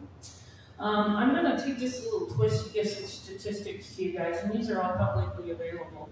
But I just wanted to be real forward up front. I'm completely against solar and wind regulations that are being moved forward, and I'm completely against the whole aspect. And this is why. First, climate change is a lie. It has now been exposed as a hoax perpetrated on the American people by the government and accelerated by the recent Biden administration.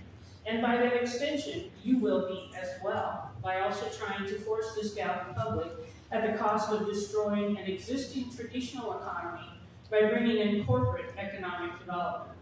There is no justification and is not backed by science. CO2 does not hurt the atmosphere, nor us. Trump administration has said, don't do it. We know that all these big corporations are coming into Wyoming are just trying to get their billions from the $290 billion Inflation Reduction Act and by getting permitted before a certain date. So that's the game plan pushed so hard. Do you have any understanding as to where that money comes from in this act? Well, it comes from the taxpayer.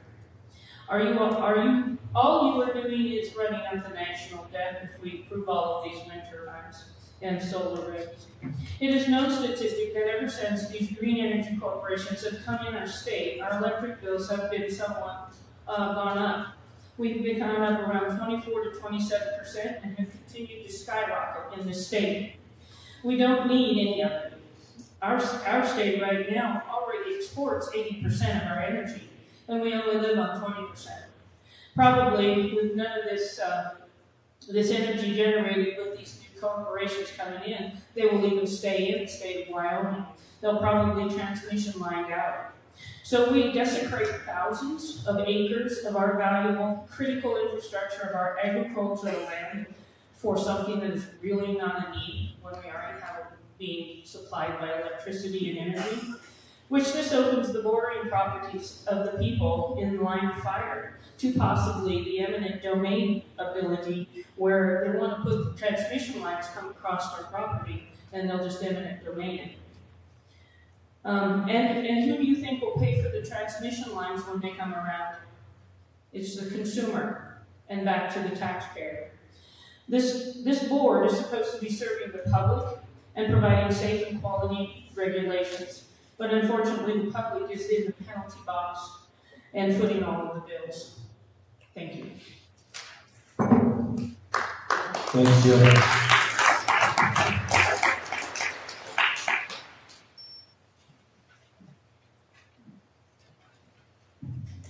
Anyone else?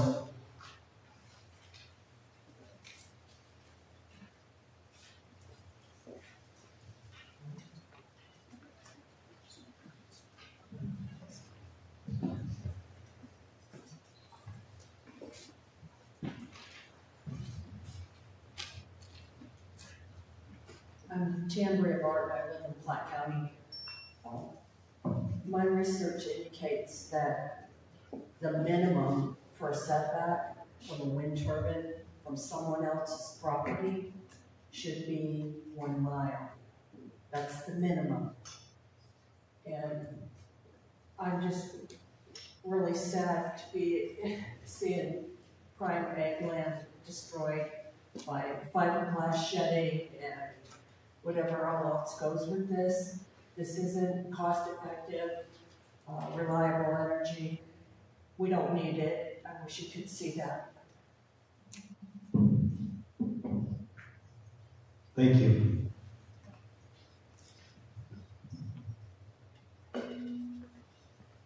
Anyone else?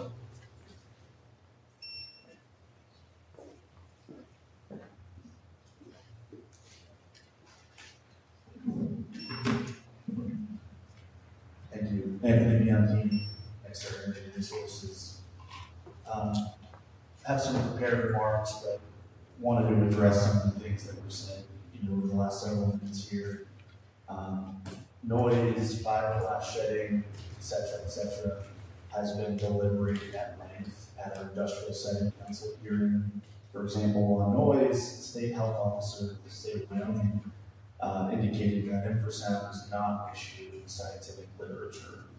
So I'd encourage, the fact that there is this process going on with 19 state agencies involved that takes a very diligent look at a project, at any project, whether it's ours or any future project, and there's no corners that are cut through that. There's also been mention of other counties, counties that don't have any wind in it and may or may not have passed regulations that are seen as very harmful or strict against projects like we're discussing. I'd encourage everyone to look at counties in Wyoming that have been able to live with renewables, such as Converse County, Laramie County, and other counties as well. I think there's a balanced strike there. With regards to a couple of comments on regulations, on ADLS lighting, the bottom line is the FAA governs what we can and can't do with aircraft detection lighting system. Regulations, as they're written here, are a little bit unclear about that. We have used ADLS on every one of our projects in Wyoming because we think it's the right thing to do.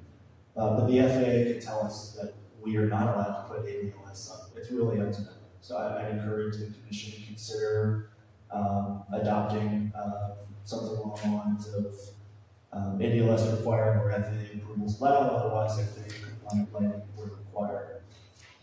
Also, with regards to private airstrips that was inserted, we understand that private airstrips, like public airstrips, should be taken into consideration and should be protected. But without mapped approach services and what constitutes a private airport or airstrip, it's hard to know where we can develop and build. So we would recommend the county define what constitutes a private airstrip to create and to reference a county inventory of these airstrips, and also define reasonable setbacks. 500 feet is actually fine. In addition to OE/AAA procedures as standard for airports that are governed by the FAA public use airports, it is not an applicable process for private use airports and airstrips. Lastly, parent company, it was rejected a lot in solar regulations. Applicant/permittee was included. I would ask the Planning and Zoning Commission of Platte County to consider, where applicable and where appropriate, that same determination of applicant/permittee throughout the West as well. Thank you very much. Thank you.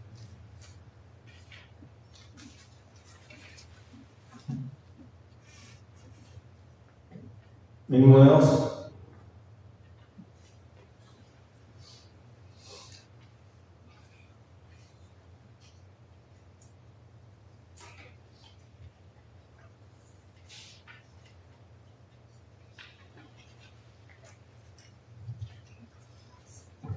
My name is Jim Larry. My residence is Pine Bluffs, Wyoming.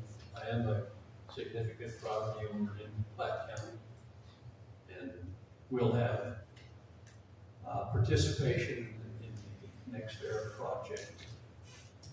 I have not digested your regulations, but I suggest that you've done a wonderful job of taking the input and trying to balance property rights across lines in a way that meets both sides of the discussion. I tell you that I live just 12 miles from a set of windmills that extends from Pine Bluffs beyond Sydney. That's a 40-mile run. I've not heard from anyone in any of that area negative impact because of those windmills, several hundred. I watch out my window each morning, and the windmills at Kimball are part of my weather report. What's happening to the windmills, and how are they turning? They come right up to the sun. They haven't bothered me, nor have I heard from anyone at Kimball that they have impacted their health or well-being, and they have benefited the town of Kimball. So I want to again say thank you very much for volunteering to a job that's not easy, but is important to do. And I hope that you will continue to take the input, but move on with regulations that are similar to those in Laramie County, because those seem to be successful for the population and the county and the needs of the county. We operate in Kimball County and Banner County, Platte County, and Goshen County, and Laramie County is our base. All of those counties have different views on different things, but good consultation between them allows for the necessary development and care for the lives and the livelihoods of the population thereof. So again, I appreciate your work, and I appreciate the honest consideration for the views of all. Thank you. Thank you.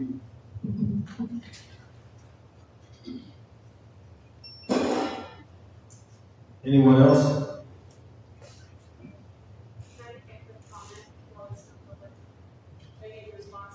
Why don't we let Lucinda go first?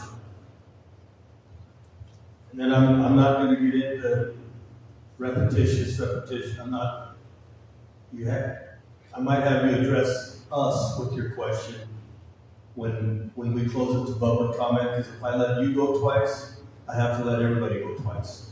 So when I have time, I will come back to you with the question from the board.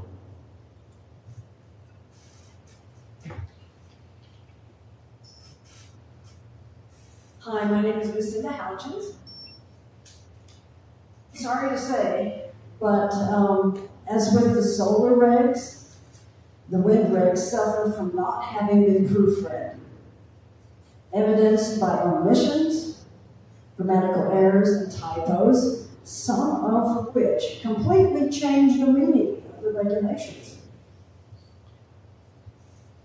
I just have to take an aside. I did not hear you discuss the missing section when you went over the regs for the solar, and I just wanted to remind you about that. I did bring one with me, if that would be helpful, if you want to look at it before you certify today. Anyway, on page 6, let's go to the setbacks at letter D. This is one of those big omissions. If you want to turn to page 6, letter D, lowercase letters A, B, C, and D, there's an important first clause. I don't know if Malcolm can get that up for me right now, but before a colon that has been omitted. It's kind of hard to listen to this, but if you could see it, it would be easier. Thanks, Malcolm.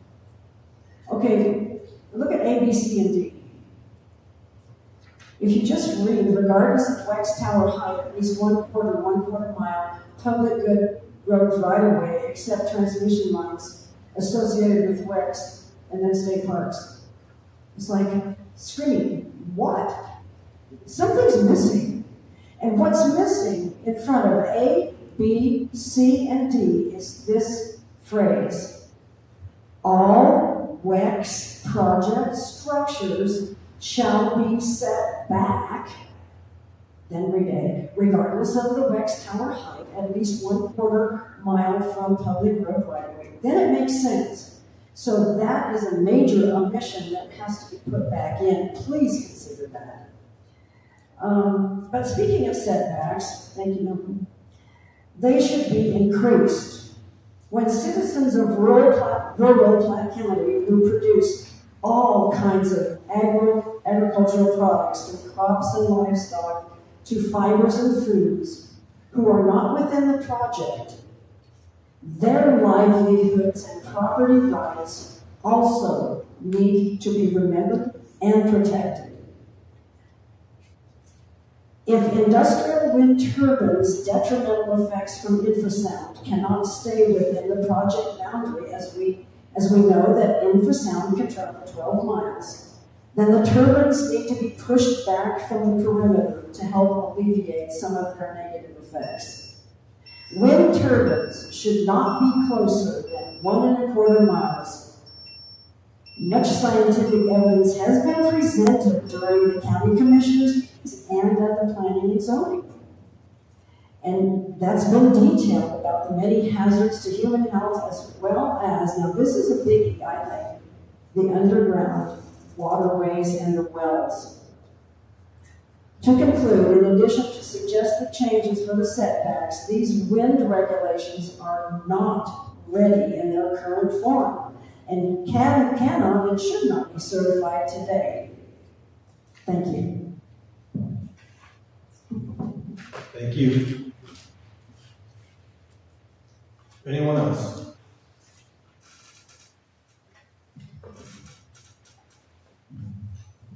Anyone else?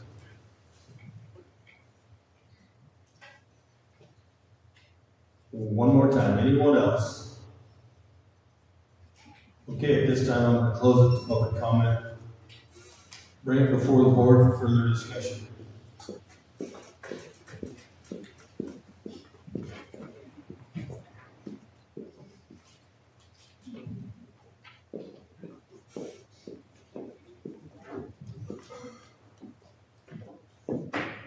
We're going to go through this just like we did the solar page by page, and we will start with page 1.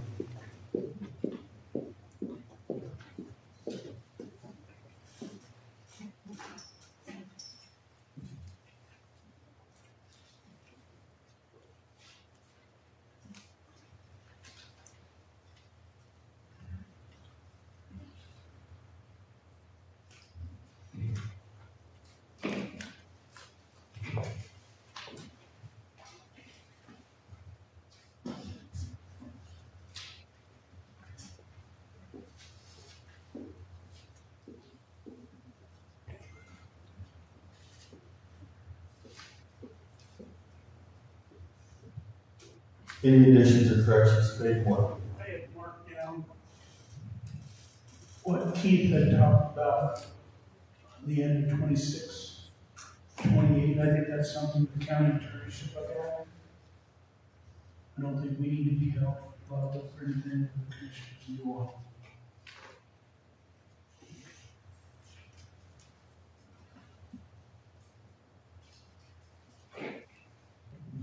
And you're pretty well just meaning that it says, and to promote the supply of alternative energy sources in support of Wyoming's goal of increasing energy productions from renewable energy resources.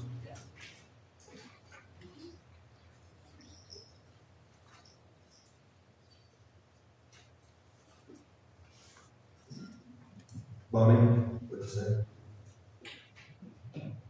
I said, I don't really understand why that is against the state statutes.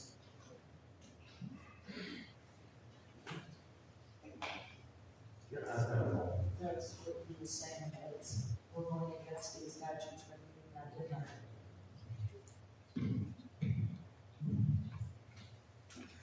Would you like for me to elaborate on that?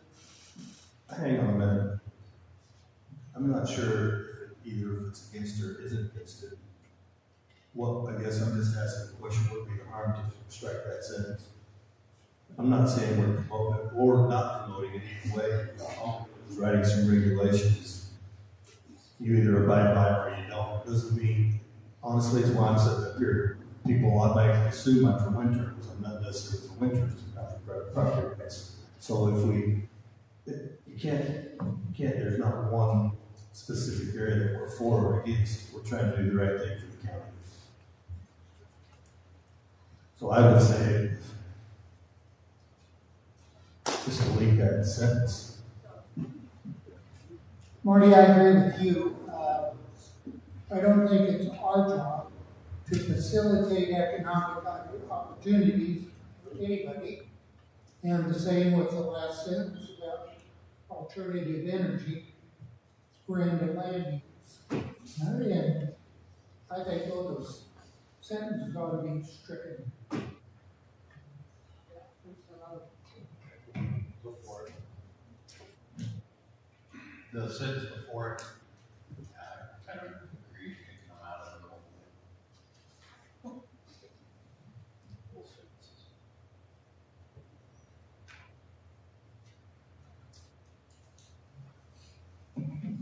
You guys got copies of this letter that Keith has written to you, or? in that one, it has flower moon highlighted.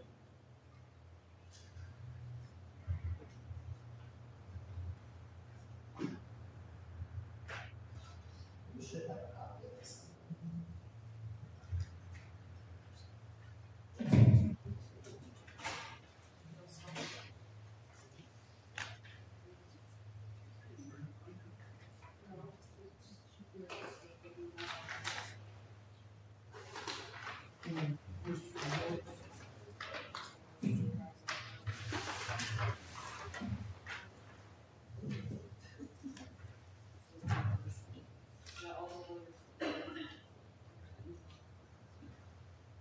Microphone, please. Yeah, you can. We can't hear you.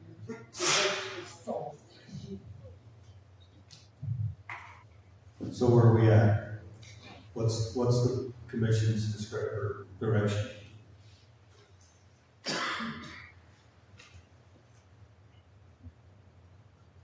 I don't think it's a deal breaker either way. Common sense. But if it so chooses to help, take it out.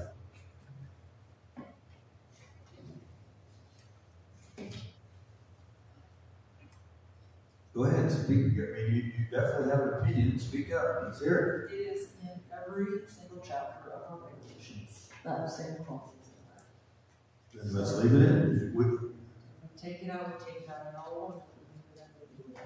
I think one thing in the years I've been on this commission, one thing that I think we strive to do is be somewhat consistent in our rules and regulations, whether they're new, whether they're old, whether we rewrite, whether we reevaluate. So I have no problem leaving it in. If that should, usually I said I don't have any heartburn either way, but I do have heartburn when I do say this with conviction. We need to be consistent in our regulations. If I'm going to trust you on this one, I don't remember all the rules and regulations of every component of every ordinance or not ordinance or regulation that we wrote or you wrote outright, but I do know consistency is pretty important. So with that being said, I'm in favor of putting it in. Leave it in and have county attorney look at it, somebody look at it. Okay, Jay says leave it in and maybe have the county attorney look at it to make sure it's legal sound advice. I would agree with that. As the attorney. Well, and if it becomes not sound advice, we're gonna have to take it out all of it. Yep, that's how I see it. Okay. I'm good with that. For what, Malcolm, more what we're gonna do is we're gonna, correct me if I'm wrong, we're gonna leave it for now, but take it under legal advice. Correct? Board? Yes. Commission? Okay.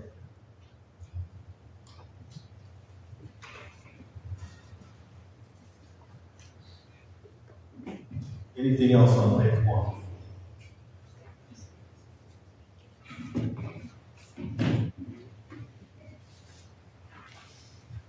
Anything else on page 1? Not, we're going to move to page 2.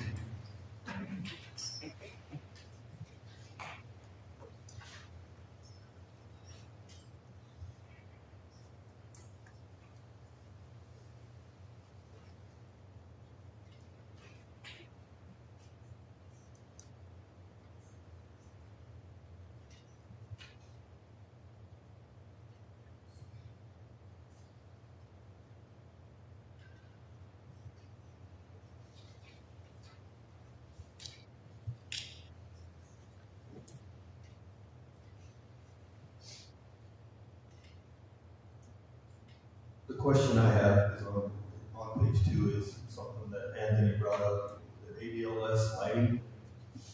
We implemented, did we not? Does that not address that question? Starting with line 25, paragraph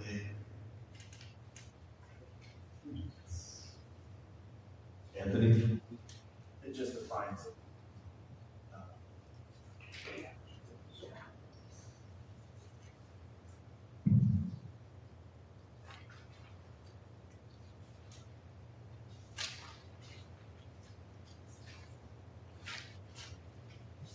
Anything else on page 2?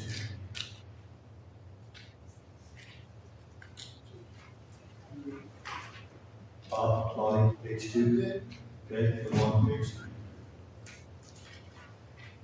Catherine, at some point you have a question, and I'm not going to forget you, but when we get to that point, please let me know.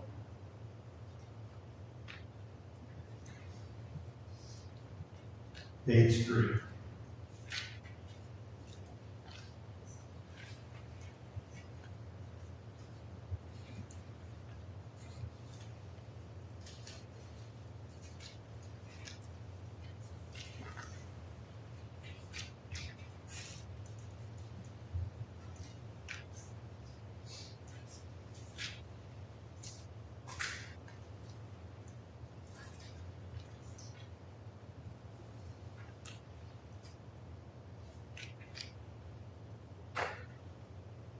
Anything on page 3?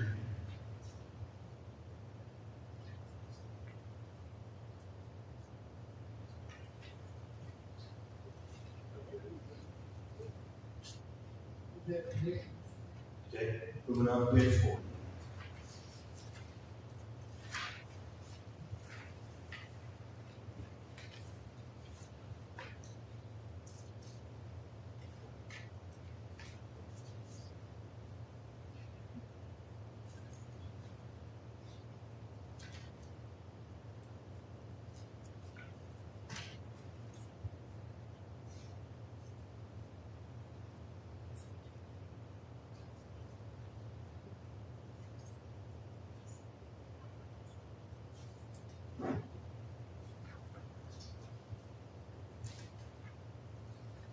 Anything on page 4?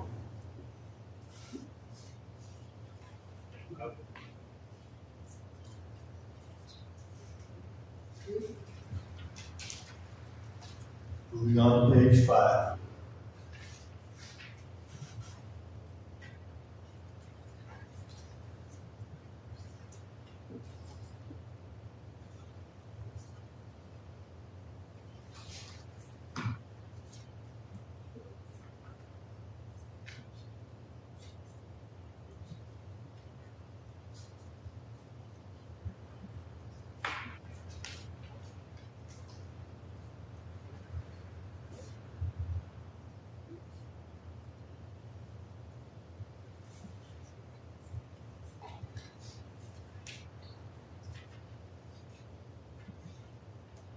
Anything on page 5? Bob, you good? I'm good. Page 6.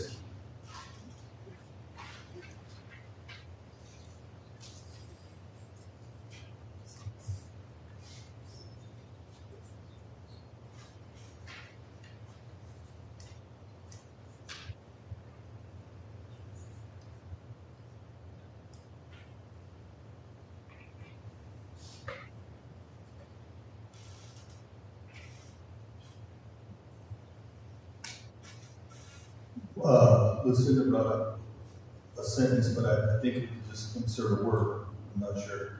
In determining the required separation of all commercial wet products.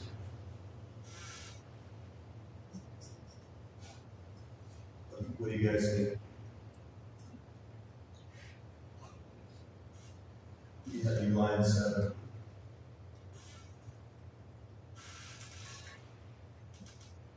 Right now, it reads, in determining the required separation of commercial waste project from the uses listed, all applicable setbacks are to be followed. But if we put in determination, required separation, in determining, the required separation of all commercial waste projects.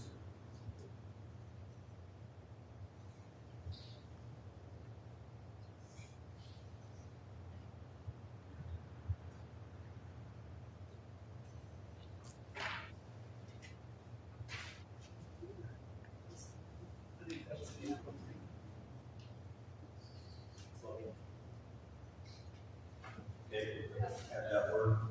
Where are you adding? Right after separation,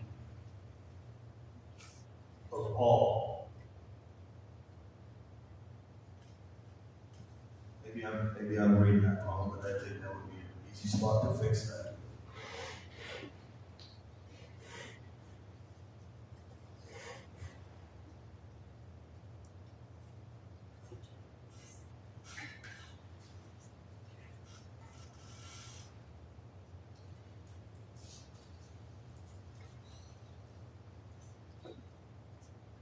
Would you got the project structures? Say that again. So all commercial wax project structures. Yes.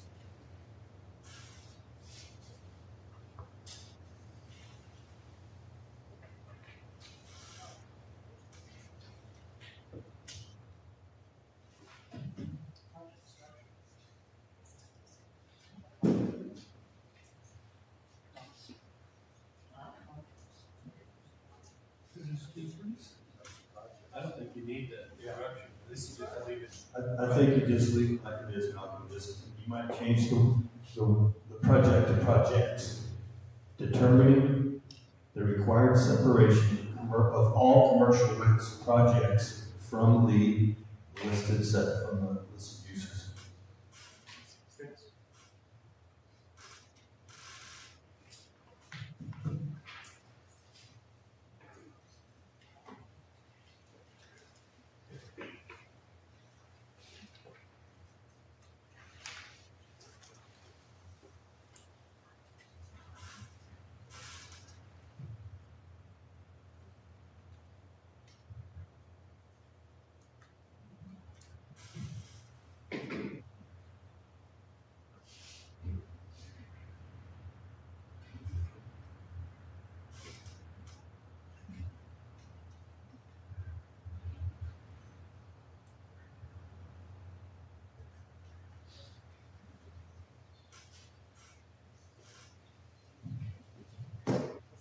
Anything else on page 6? I know this page is it's where all the discussion is in setbacks.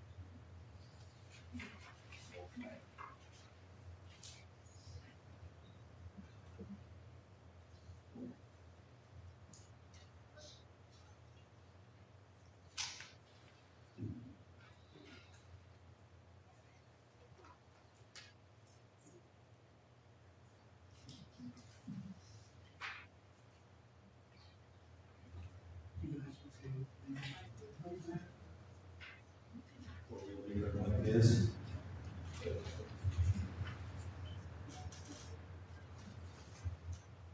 Catherine, where was your question?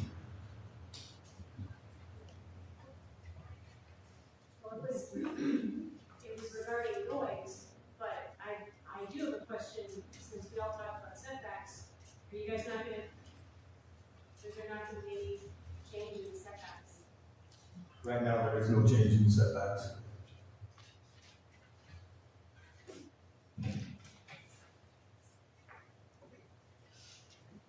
It's gonna stay like it is if I listen to the commissioner, correct?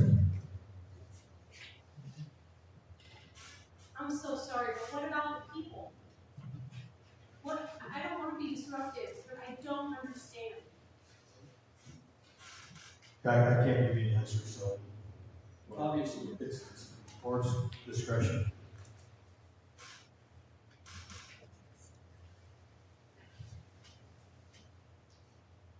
Anything else on page 6?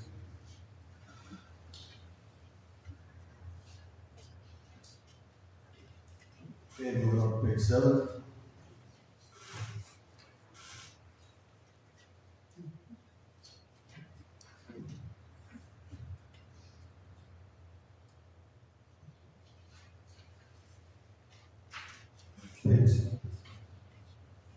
Page 7 is being amended. Page 8.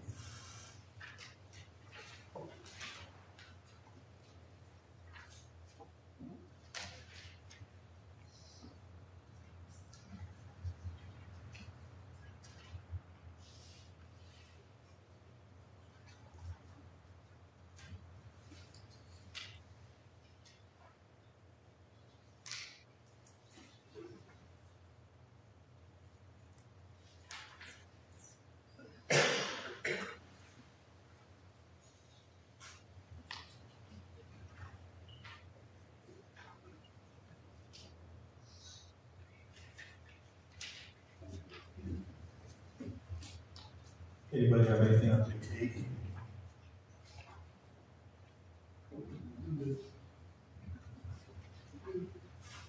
Bonnie? Good. Okay. Page 9.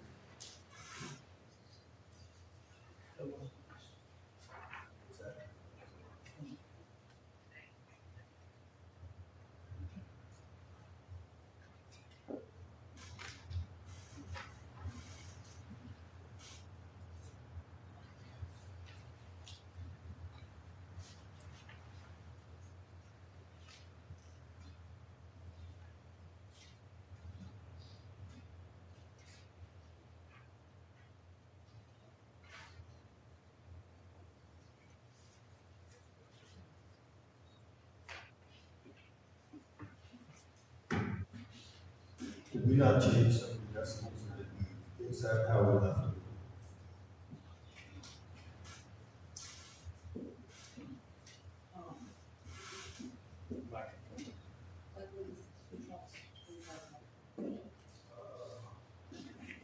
Line 23, line 25, and line 27.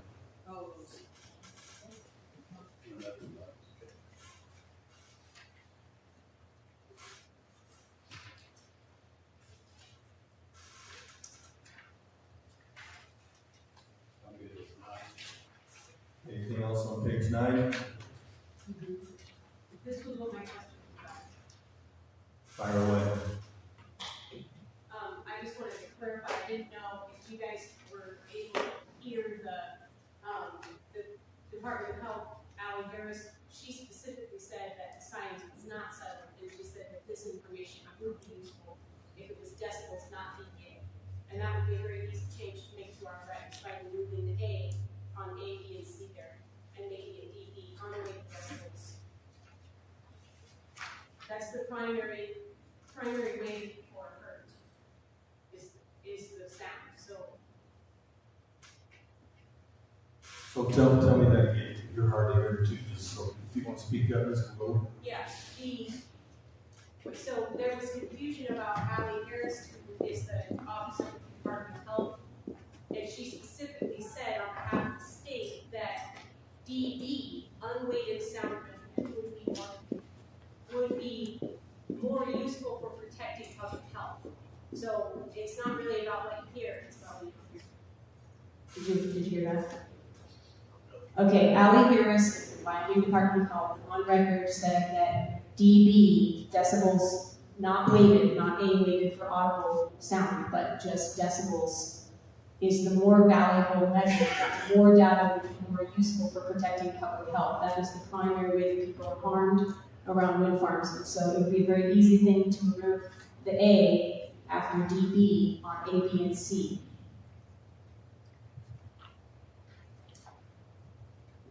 Thank you. I guess I'm not a sound expert by any stretch. Huh? I don't know what taking the A out would do to my operation. I don't know what it would do to, I don't know, I'm not comfortable. I don't understand. Is there any of that testimony that's available? Is does anybody know if the industrial siting divisions make that public testimony available? It was available on the day, it was streamed live. What's on there is available on OSHA right now.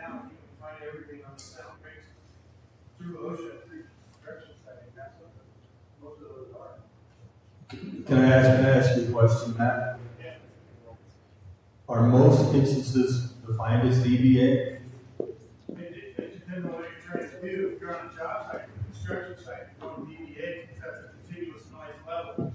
But I would say you have to go with decibels. I'm sitting in my house, what I have to put up with sitting in my house should be what I have to put up with on a construction site. That would be the difference.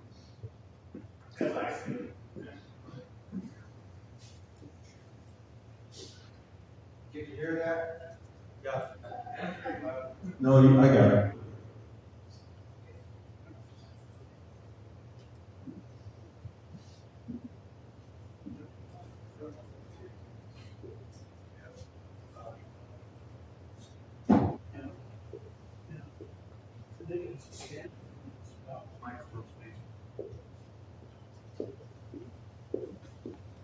Wasn't that a standard when it was adopted?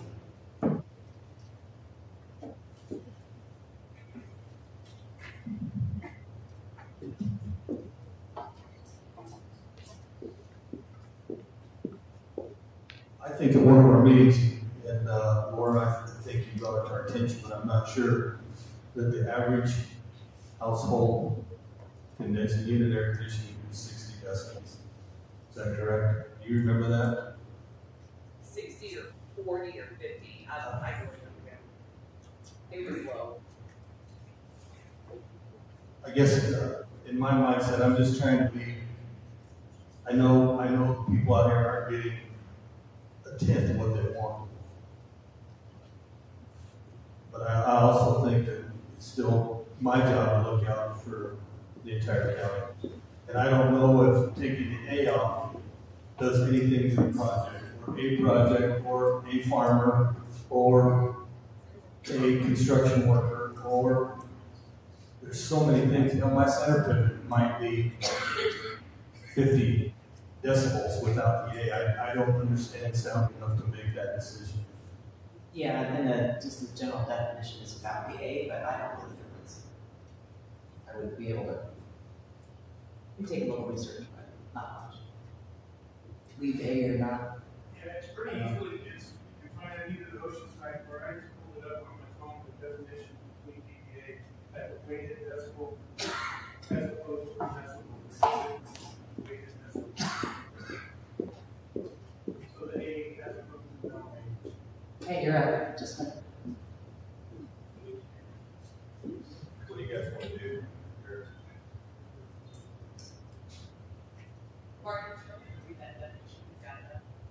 Okay. So the term DBA is weighted decibel, used in the place of standard decibels to express relative loudness of sounds as perceived by the human ear. So as a job site, you get weighted decibels because there's multiple things going on. Sitting in your house, or as you said, they change that. So weighted decibels is a measurement of how much of that sound that ear can take on that job site. Without decibels, it's just what you do with your stereo material. I mean, decibels is one item, not weighted.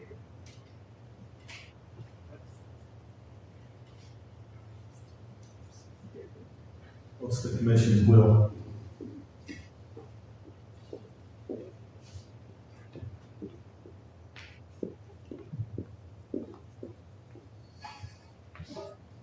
I think leave it alone.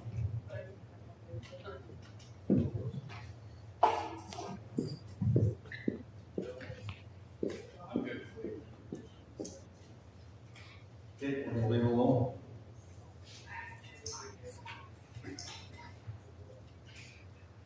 On to page 10. Market.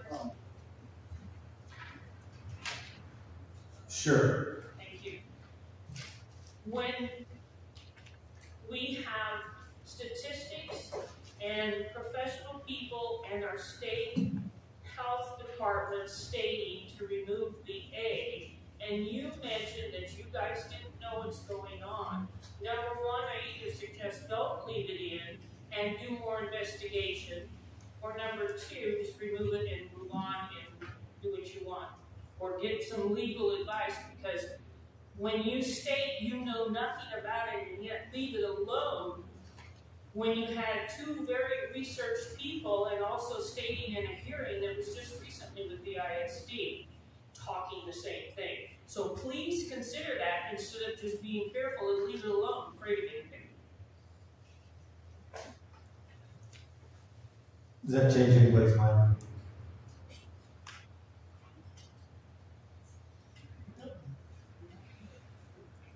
Okay, we're moving along. We're on page 10.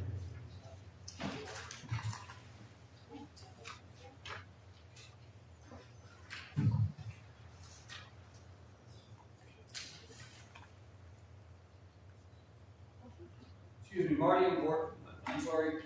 The only thing that happens if you remove the A is that more people are protected. On their own land, they are protected. That's all that happens. You remove the A and it's only for more safety. And that is your job. You can move ahead. Obviously, it does make a difference, or you wouldn't be so adamant about it. No, it doesn't make a difference. It's for more protection. It's a health thing.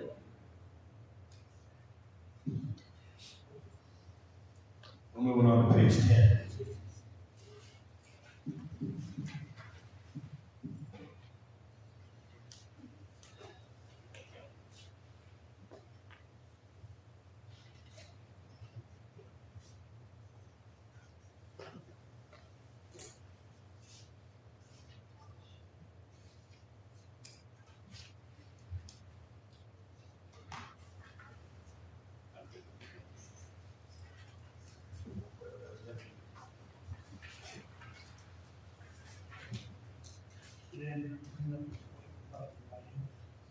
Yeah.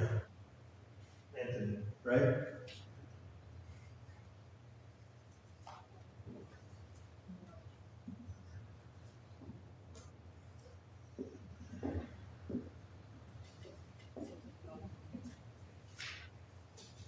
I think the FAA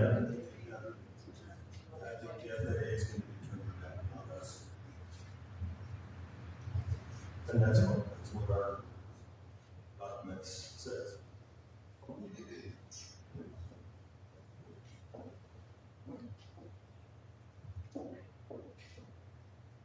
Okay. Stand good. Bonnie? Bob? Yeah, good. Page 11. Marty, did you say you're leaving it as written? Yes.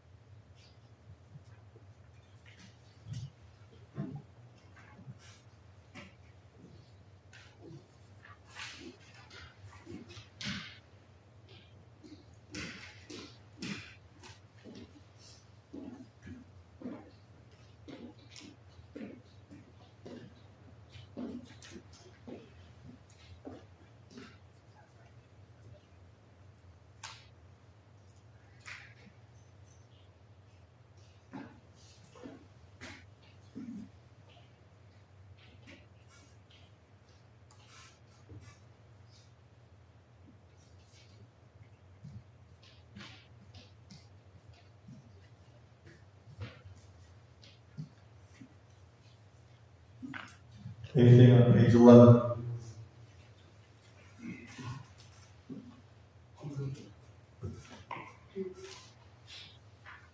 Bonnie?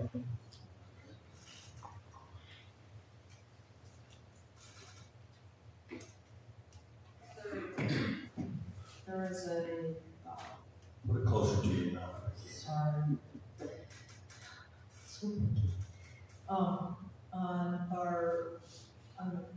On the pages I have from our last workshop, under applicants, this would be on line 27.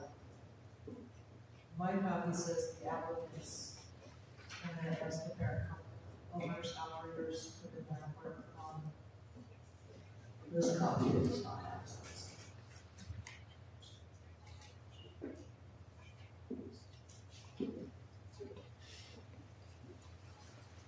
I think that's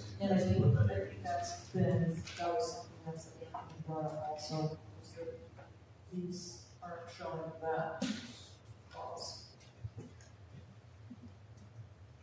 And we, in that discussion, what we took from it was applicant to be used prior to the permit being approved, so the person or company or whomever it is that's applying. Really, it's just designating or clarifying what stage we're at. Are we in the application stage, or are we in the permit phase? And so, and then it's a person or a company to interface with. That's why we took the discussion as, again, if you want to insert all that, that's totally up to you. We took your discussion as wanting applicant or permittee, depending upon the phase. I kind of like putting it in that way where it's consistent, it's just addressed. And we took, go ahead. we took that out everywhere else. Right. And just did applicant or permittee. So I need to know which one you want to go.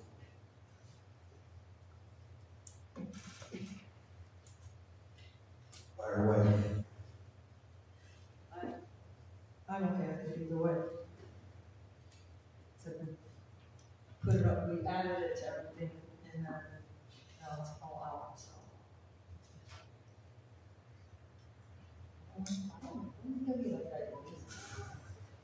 I think there again, I think consistency. If it's that way in our solar, it should be that way.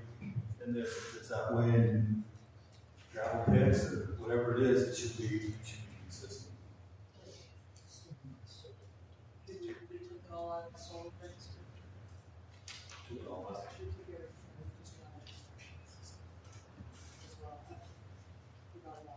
As long as it comes back in, the permit is permitted, then we know who the parent company is, correct? I'm asking you. So, ask the question more time. When, if we leave it out in this particular section, because the applicant has to be the landowner or into the company, but at the time that the permit is granted, then does it become, I've lost my train of thought, the company, or does it stay as it is?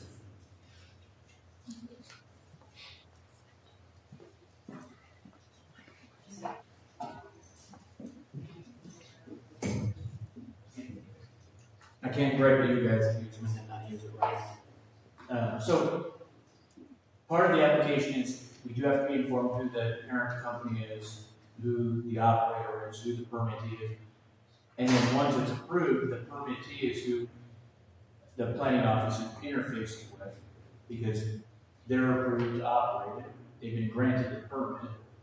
And so it provides direction for who the planner is supposed to contact. And that was some of the wisdom, and that's how the industrial siting statutes are, applicant, permittee. And so, again, it's your discretion, however you want it, put it in there, we can put it in there. We will know who the owner is, of course, who the operator is, but who has the onus of making sure the application is complete would be the applicant, right? Who has the onus to make sure that the permit conditions are being followed would be the permittee. Whoever's granted the authority to operate that site. And so, again, it's up to you, whichever way you want it. If you want to add all those back in, we just have to go all the way back through. We did remove all the dependent solar, which you recommended at this point, but completely up to you.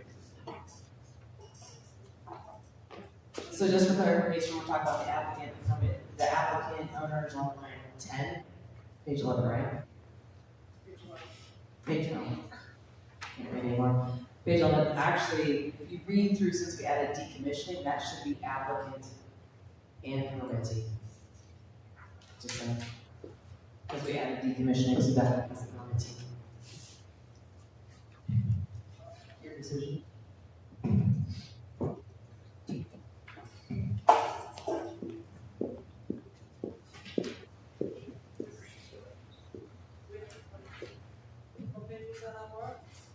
Where was that at? Line 10, line 10. Page 11. Page 11, line 10. So we added decommissioning, so that would be the applicant, that would be the permit applicant and the permittee by putting decommissioning there. Even maintenance. Right? The applicant and permittee, am I on the right way? Yeah. Okay.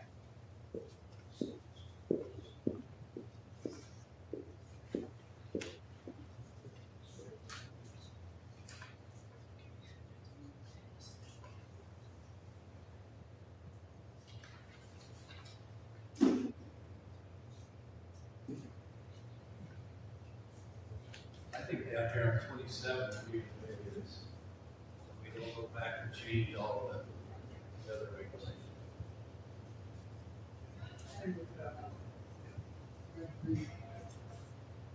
Okay, so we're only gonna change, or just leave it like it is on 27.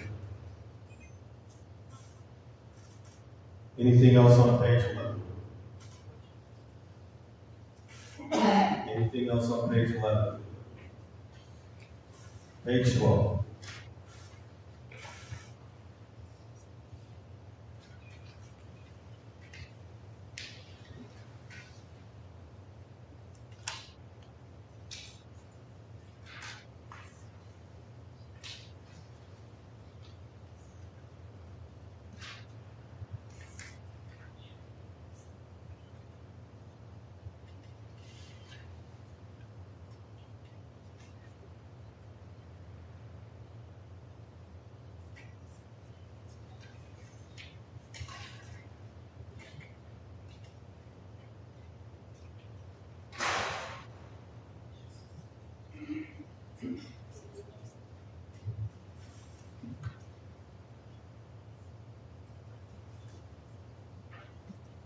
Anything on page 12? Moving on to 13.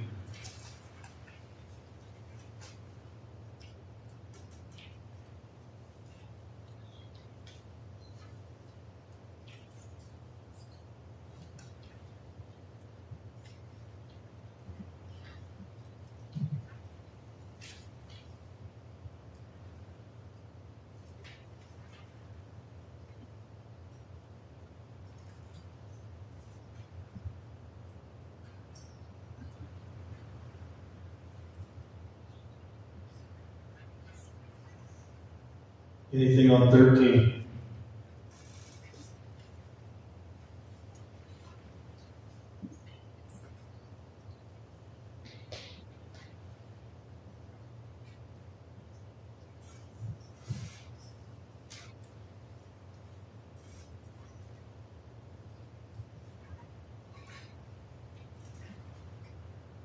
Anything on 13?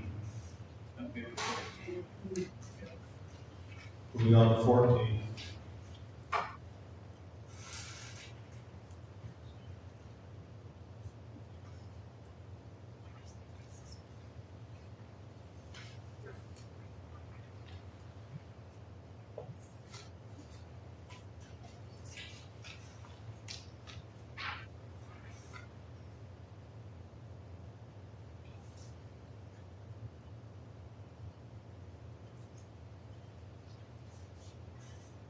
Anything on 14?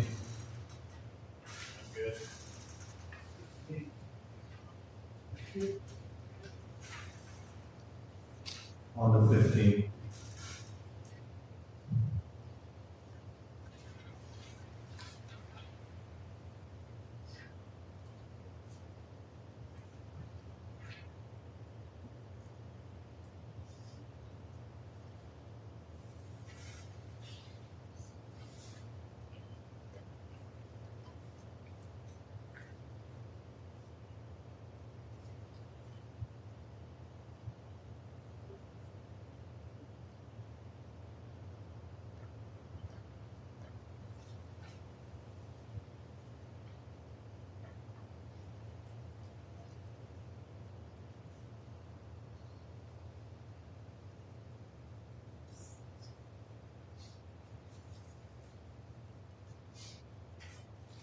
Is on line 12, where it talks about, we meet all applicable requirements of these regulations. A preliminary plan application will contain financial assurance, cash, corporate bond, or both.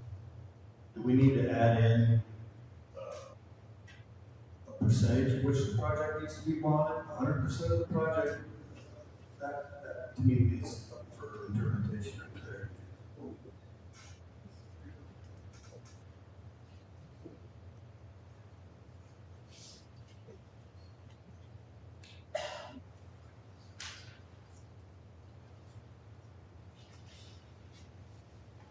That's really just saying that they have the money to do the project so that the planner's not investing a lot of time for somebody who doesn't have the capital. This is just preliminary plan review. Okay. Bonding is like.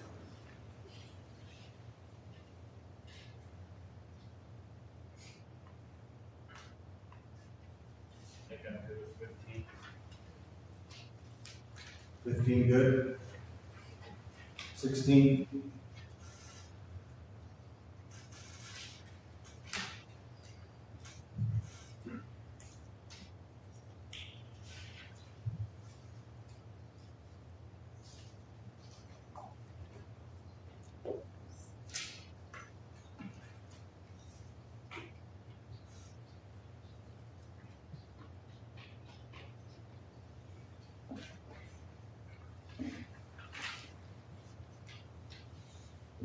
Any changes on 16?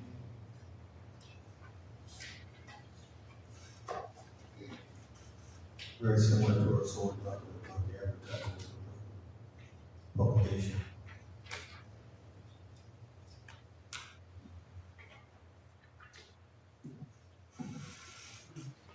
There's just a little typo for clarification on that sentence. Line 10.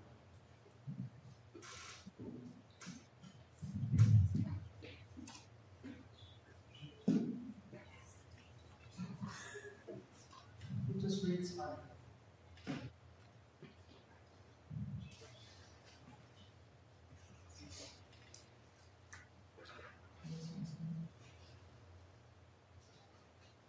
How do you want it to read? Well, it just should say if it's number.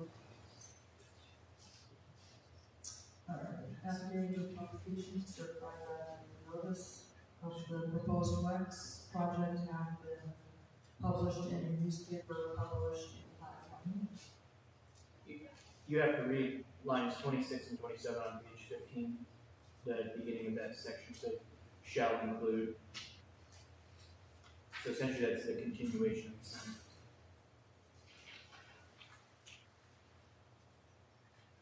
I would say it should say except as provided herein.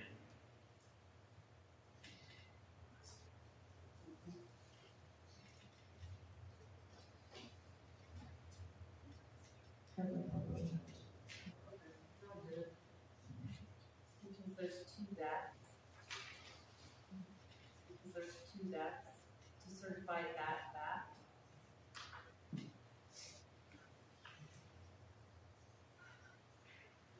What line? 9.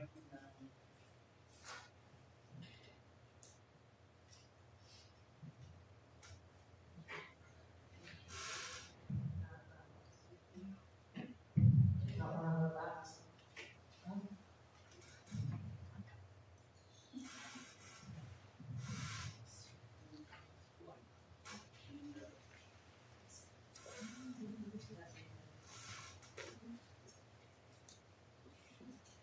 Anything else on 16?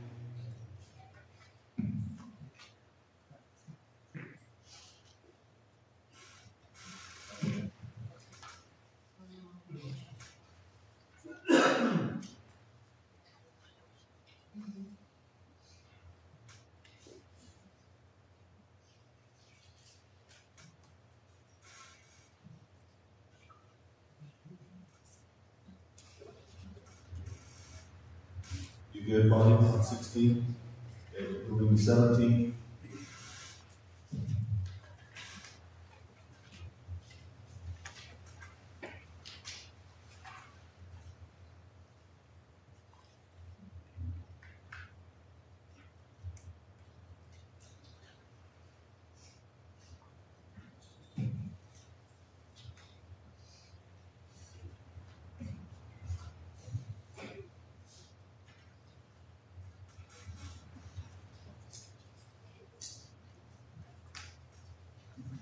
Anything on 17?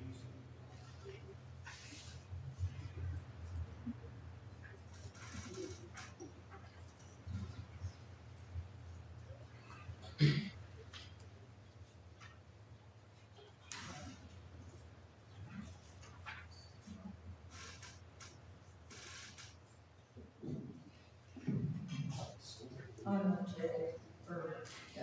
Yeah, you can't fix it till accept changes.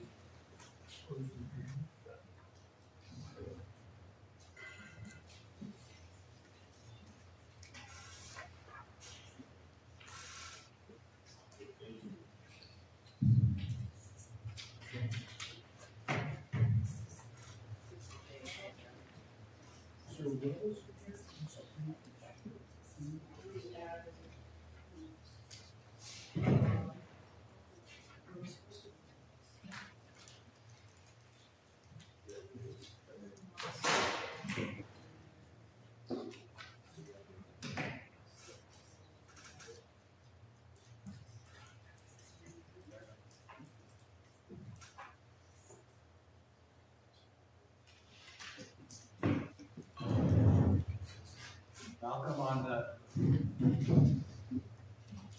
Malcolm down there on the drainage deal, in the solar, I think we added wells as one of the spots, and I don't see it here to me, so we stay consistent.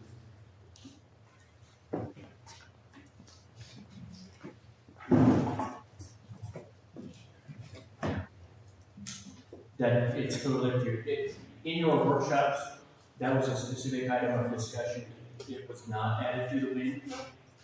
Can't remember the specifics as to why, but that was specifically stated. But you can certainly add it. I think we need to. Yeah, I think we need to have it. What do you guys think down there? What it has here, so.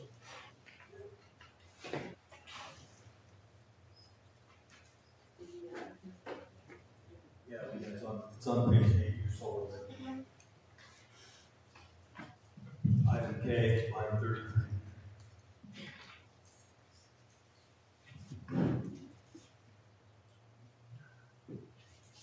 What's the board's will? I say add it. I think we should amend it. Okay, you got that, Malcolm? Laura?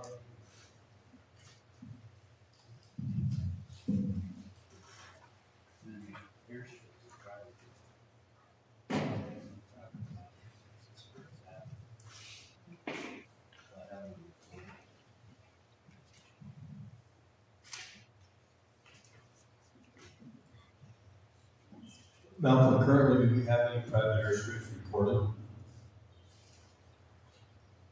I don't, Marion, I don't know. It's FAA, not us. We wouldn't have record of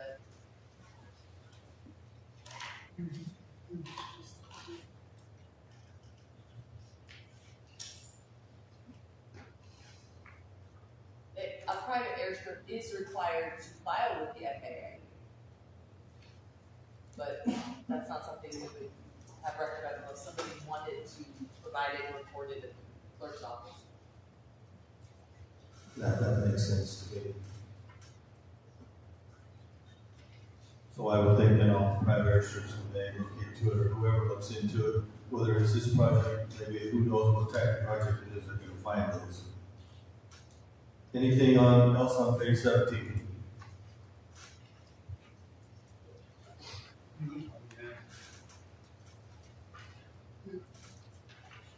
Moving on to page 18.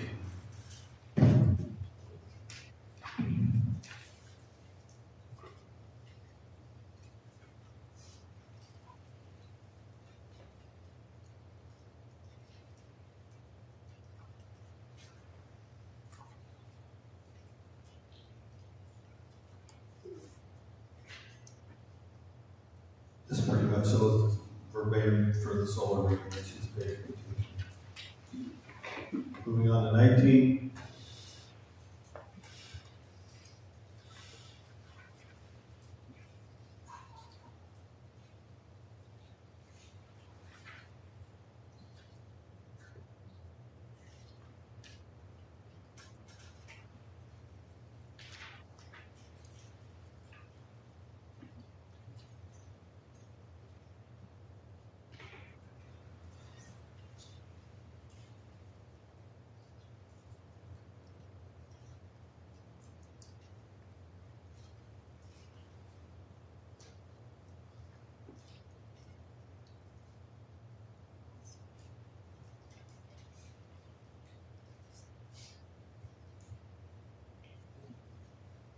Anything on 19?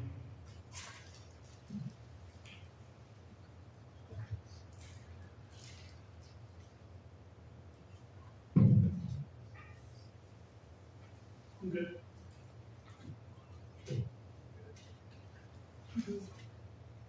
Bonnie?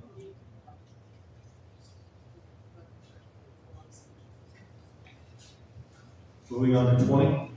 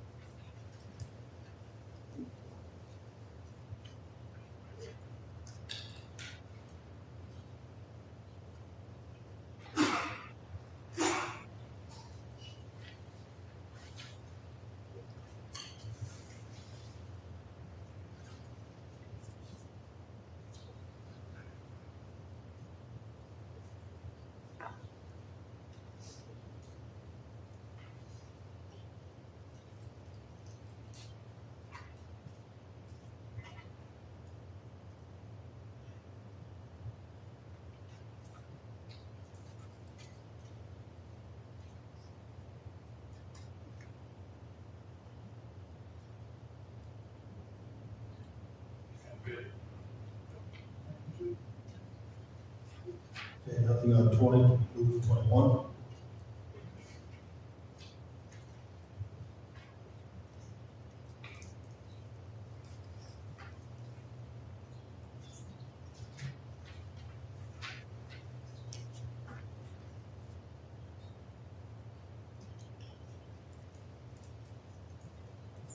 Pretty standard, it's the same page we did in solar. I don't have any changes on 21.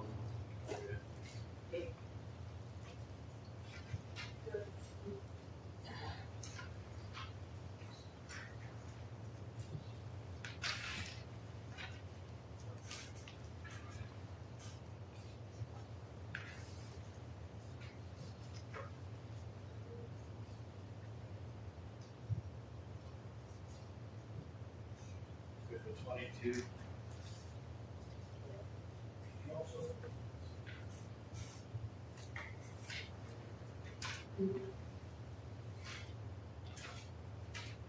Anything on 22? Bob, good. 23.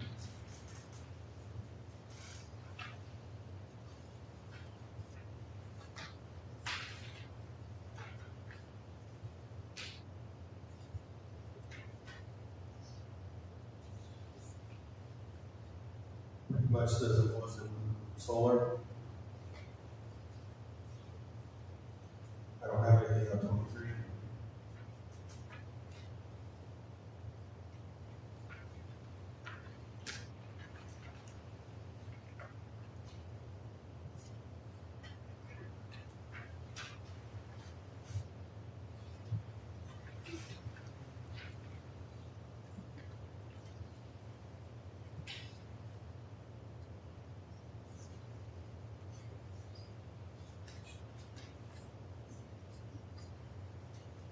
Nothing on page 23.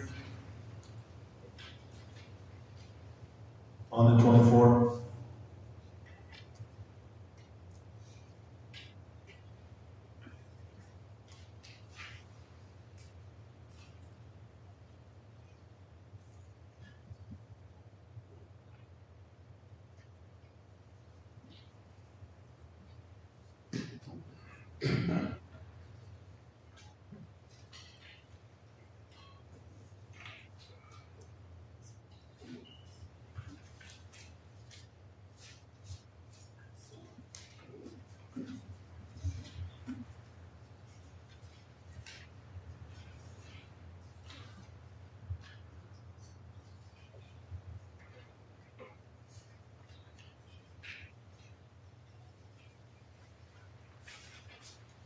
Anybody have anything on 24?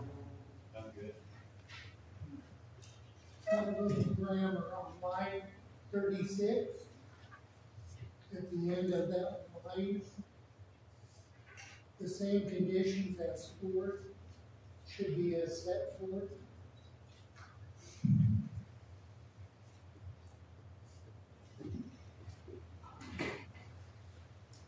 you get that, Mom, Laura?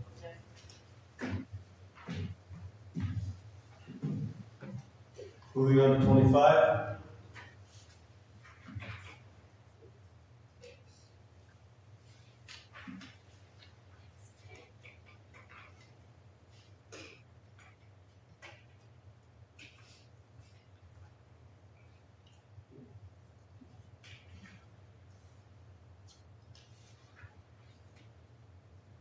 Pretty much the same in our solar rigs. I don't have anything on 25.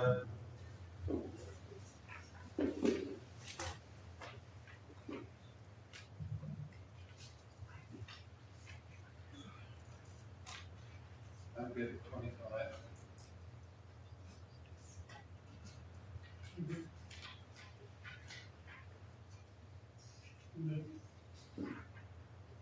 All are good on 25, on to 26.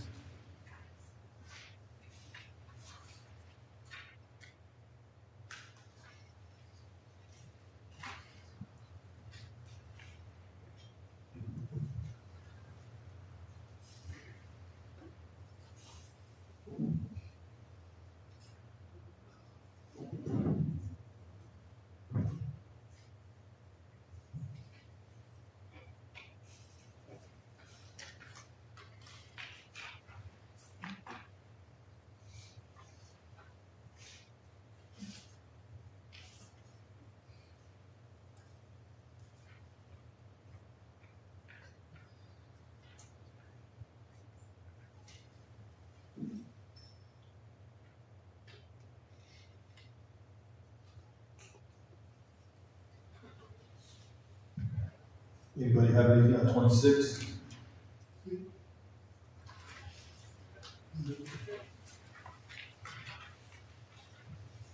Moving on to 27.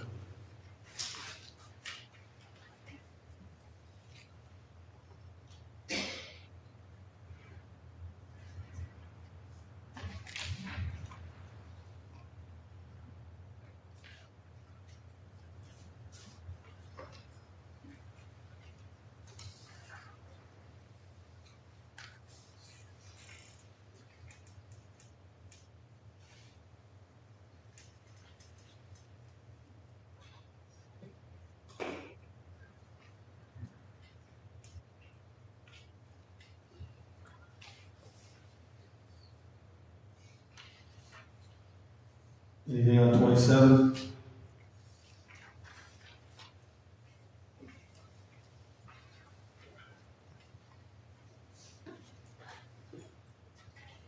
I'm good.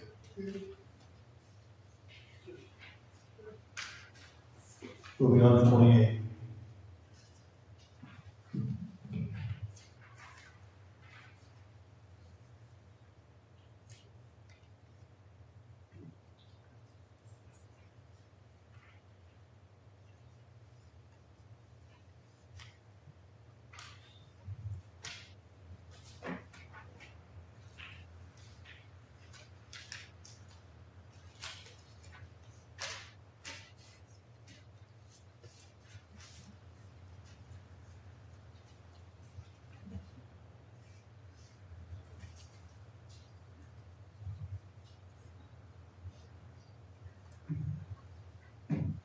Anything on 28?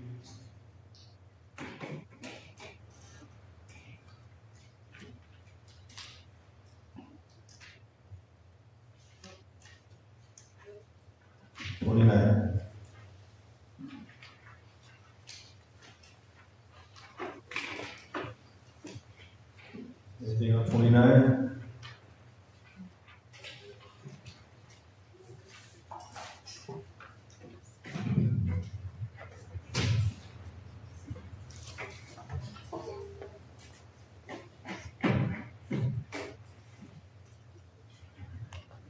Okay, so to recap, what I have in my notes. Page 1, lines 23 and beginning on 26. These right here were left in, but We'll specifically ask for legal advice on those and how they tie to 18.5. And then just so you know, whatever you recommend, the whole thing goes to the county attorney, but we will specifically call out these lines for attention. And then the next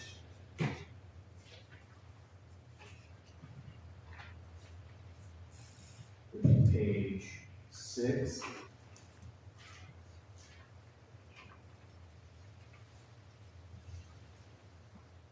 On line 7, change A to all and make project plural.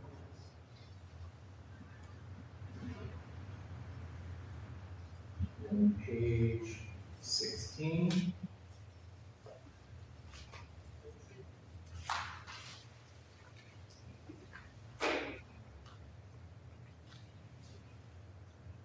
On line 9.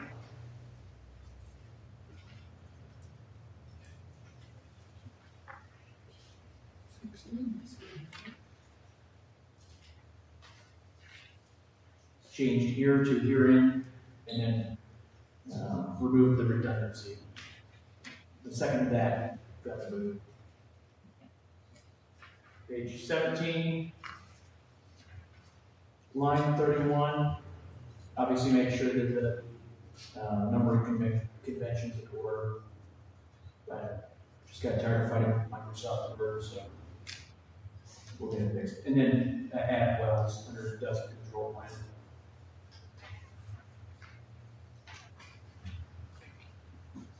The last one I've got is page 24.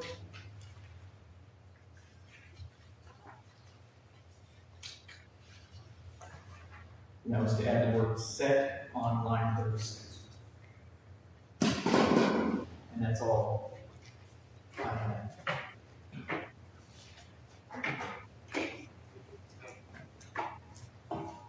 Thank you, Malcolm.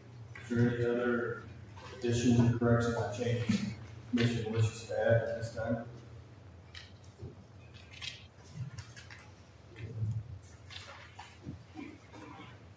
Any other discussion? Hearing none, I will entertain a motion. I wonder if we're still gonna be asking for legal advice. Do we make a motion to approve or not approve this time? I would think we make a motion to, I can't tell you what your motion's going to be, but send it one way or another with the condition of the county attorney's recommendation. Okay, I will make a motion to approve these regulations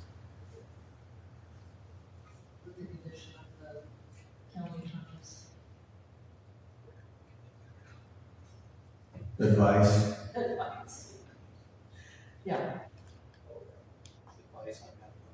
advice on that section. If I had specific complicated, it would be his advice in general, wouldn't it? Yes. Because we have some that recommend approve these. We pass these on to the commissioners either to recommend them to pass them or to deny it. So all you need to ask for his recommendation is on that verbiage is. Yes, the rest of it, we are passing it on to them. Showing what we've done for public stuff and everything. Will the lawyer look at it and building commissioners report? You'll have to, he's gonna have to. Before that gets changed. But see, that's gonna have to change in all of them. If we take it out of there, then you need to invite change it in all. So I don't know that.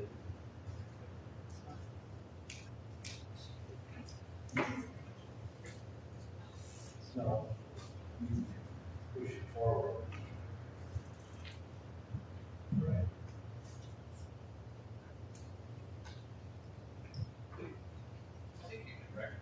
I think you can recommend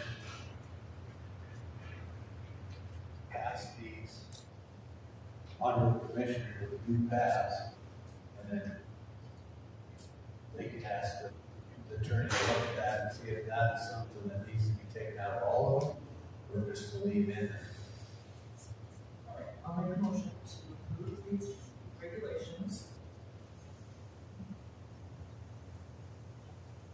As written with,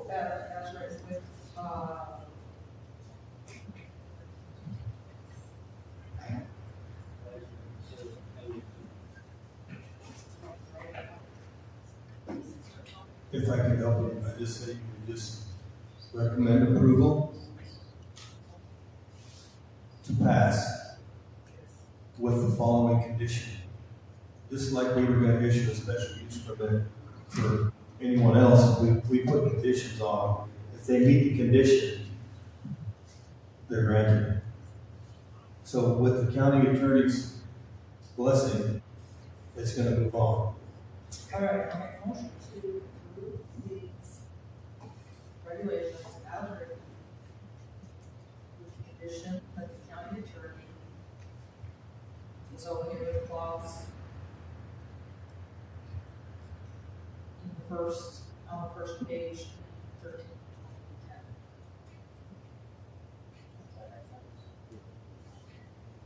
If he is okay with that, then we leave it in all of our regulations. If he doesn't like it, then we take it out of all of our regulations. I don't know that you can do that, Bonnie, because we're not reviewing the other regulations. We're only reviewing this regulations. These two.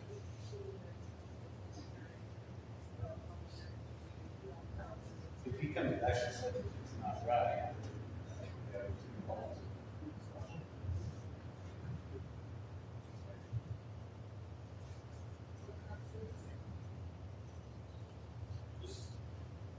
I just say we recommend this.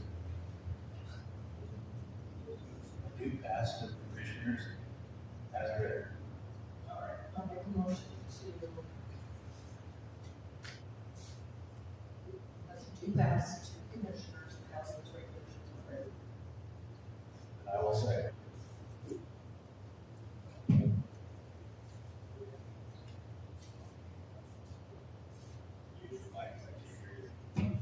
I thought we had passed something about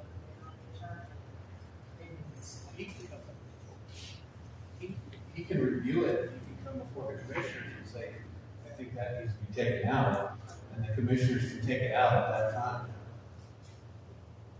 But I think we want to pass this on to the commissioners as written. That's my say. So I'm gonna get this straight. I have a motion on the floor to recommend a do pass as written and seconded. But the county attorney has to, with the condition that the county attorney is going to look at that sentence in that particular page. That wasn't in the motion, that was not.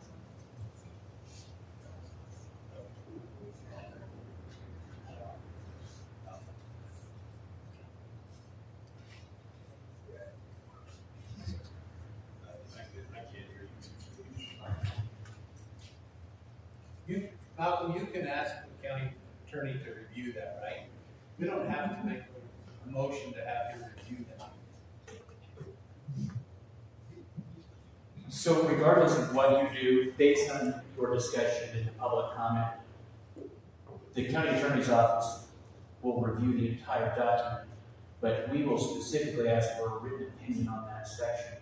If he says it's inconsistent with the statute and recommends it be removed, that will inform the Board of County Commissioners for not only wind, but also the solar regs, and if they make the decision to remove those lines, I would anticipate they give direction to the planner to ask the Planning and Zoning Commission to go through the other regulations and amend that section in the other regulations. And so, regardless of whether you recommend do or don't pass, I'm asking for a written opinion on that section specifically, just because of the comments here today. So we don't have to have that in that motion. You don't have to, you could recommend approval with the condition the county attorney provide written opinion to the Board of County Commissioners. But one way or the other, he's going to provide written opinion.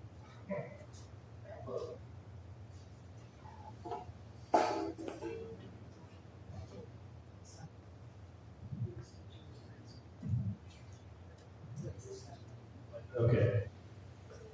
We're gonna recommend that you pass to the commissioners as read and seconded by Bill in the story. Question's been called. All those in favor signify by saying aye. Aye. All opposed? Carried. Thank you all.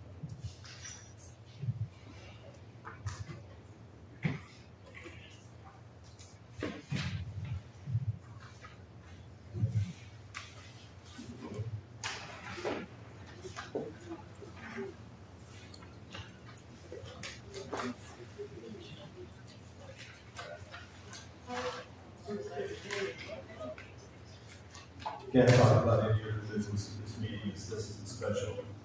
So this meeting's adjourned. Excuse me. Since it's fairly obvious that you have not taken any advice from your citizens, and you have not made any significant modifications to this, because that's perfectly right. Who are you listening to and getting advice from on this?